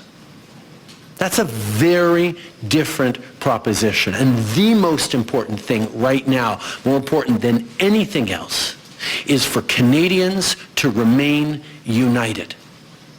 And that's why all premiers will be focused on things that make sure Canadians don't get divided amongst ourselves. This is a time for us to pull together, because the Americans will be having very real and very challenging debates and discussions about these actions. There will be no debate in Canada about whether or not we should be pulling together and responding. Everyone is aligned on that, and protecting that is job one for the Canadian government and the Canadian Prime Minister. Hi, Mr. Trudeau. Okay. Évidemment, of course, there are a number of things that different provinces or industrial sectors may want to do to not feel so much pressure from the U.S. But I want to be very clear in saying that it's not because we don't want one sector or industry to carry a heavier burden than any other. And therefore, we have to be fair in our response and in the supports that we provide. Because the most important thing in all of this situation is that Canadians remain united. And that's what I intend to speak to the premiers of the provinces and territories about this afternoon. Unity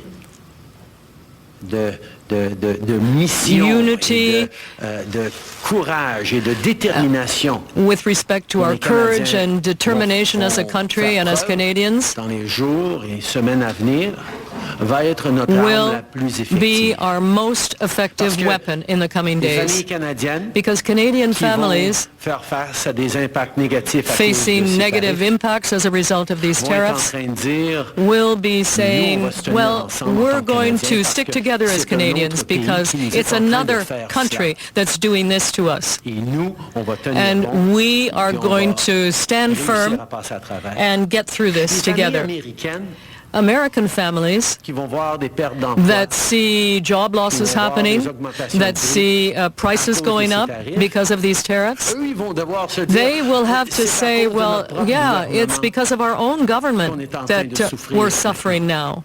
And that will lead to very tough conversations between Americans with respect to why this trade war is even happening. We will take one last question and follow up. Thank you. Hi, Mr. Tudor. Mackenzie Gray with Global. You mentioned the markets earlier. Someone who knows a thing about them, Warren Buffett, came out and said that these tariffs could be viewed as an act of war. Does the Canadian government believe these tariffs from Donald Trump is an act of war from the U.S.?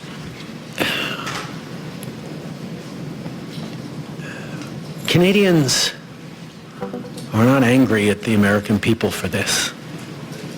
We don't have anything against Americans. Americans are our neighbors, our friends, our partners. We do things together. We've done things together for decades and generations. This is a policy decision by the American government designed to go after the Canadian economy. This is a trade war, yes. But Canadians are hurt. Canadians are angry. We're going to choose to not go on vacation in Florida or Old Orchard Beach or wherever. We're going to choose to try to buy Canadian products and forego bourbon and other classic American products. And yeah, we're probably going to keep booing the American anthem. But let me tell Americans, we're not booing you. We're not booing your teams. We're not booing your players. We're booing a policy that is designed to hurt us. And we're insulted. And we're angry. But we're Canadian, which means we're going to stand up for each other. We're going to fight. And we're going to win. There are probably a lot of folks watching on TV today who've been laid off or they were told not to come into work today because of these tariffs. Can you explain to them why you've not announced any relief measures today to help those folks out? As I've said, our entire focus has been on preventing these tariffs from coming in, if there was at all a way, and it now looks like there was never a way we were going to be able to avoid these tariffs that the President was determined to do. And our focus now is going to be on making sure that they get lifted and that there is an end to this trade war as quickly as possible. But over the past month, we have been working on measures that if these tariffs last longer than a few hours or a few days, we be able to help Canadian citizens, Canadian workers, Canadian companies make it through this time. But let's also be clear. This is going to be tough. The American trade war is going to hurt the Canadian economy and is going to hurt all of us. What our government needs to make sure we're doing is try to make sure that nobody goes hungry and that everyone carries their share of this. And that's a hard thing to do, but that's where we're leaning in, both as a federal government and with provinces and territories on responses to be there for Canadians. Thank you, Mr. Prime Minister. All right, there it is, folks. That's the Prime Minister, Justin Trudeau, taking a lengthy news conference, answering a lot of questions and addressing a lot of tough issues. So we've got some time to the top of the hour. If you'd like to respond to that, give us a call at 902-405-6000. Again, if you'd like to respond or react to what you just heard or what's going on, 902-405-6000. We'll be back. All right, lots to digest for sure. What we just heard, by the way, we will have a full show dedicated tomorrow to responding to the tariffs. Ian Lee, Robert Hewish will join us. We'll talk to Mark Brewer, University of Maine, Sylvain Charlebois, the food professor. I'll chat with Rhonda Tolk-Lane, the CEO of the Atlantic Chamber of Commerce, and many other guests as well. Moshe Lander, again, will be responding in full tomorrow to this. And by the way, the Premier of the province, Tim Houston, will join the show on Thursday. He'll be here in studio from 10:30 to 11:30, taking your calls and questions. So lots to get to there as well. We got a little bit of time to the top of the hour. Give us a buzz, 902-405-6000. If you'd like to respond to what you just heard, again, 902-405-6000. Greg, hello. How you doing, Todd? Well, you? Good. I listened to what he had to say. I mean, he's putting up a good front, which is good. But the big thing I look at it, you're looking at going up against the most powerful and the most richest country in the world. Yeah. And that's not going to be an easy task. I'll tell you right now. And the other thing is that Donald Trump has been going to be doing, he's going to lower the tax rate to what people are paying in income tax. He's apparently he's going to not tax Social Security, not tax overtime. So there's a lot of stuff that he can do to lessen the blow. I don't know. It just, to me, it's we're going to try to fight, but fight with what? Because, like I say, going up against the most powerful nation and the most richest nation in the world, that is not going to be an easy task at all. You're absolutely right. I agree with what you're saying. It's going to be tough, but that said, we're in a rock and a hard place. We need to respond. Do we not? Yeah, we do. Yeah, we do. And I give him kudos to him for doing that, which is good. But again, you want to do something that's going to make a difference. You're going to want to do something. I mean, seems to me maybe we might get back on the negotiating table with him and try to come to a common ground. I don't know, but it just seems to me this is more than an uphill battle. This is just really going to be okay, Greg. Nasty. All right, appreciate the call. Take care. All right, thanks for listening, everybody. We appreciate it. Again, a full show on tariffs tomorrow. We'll be back.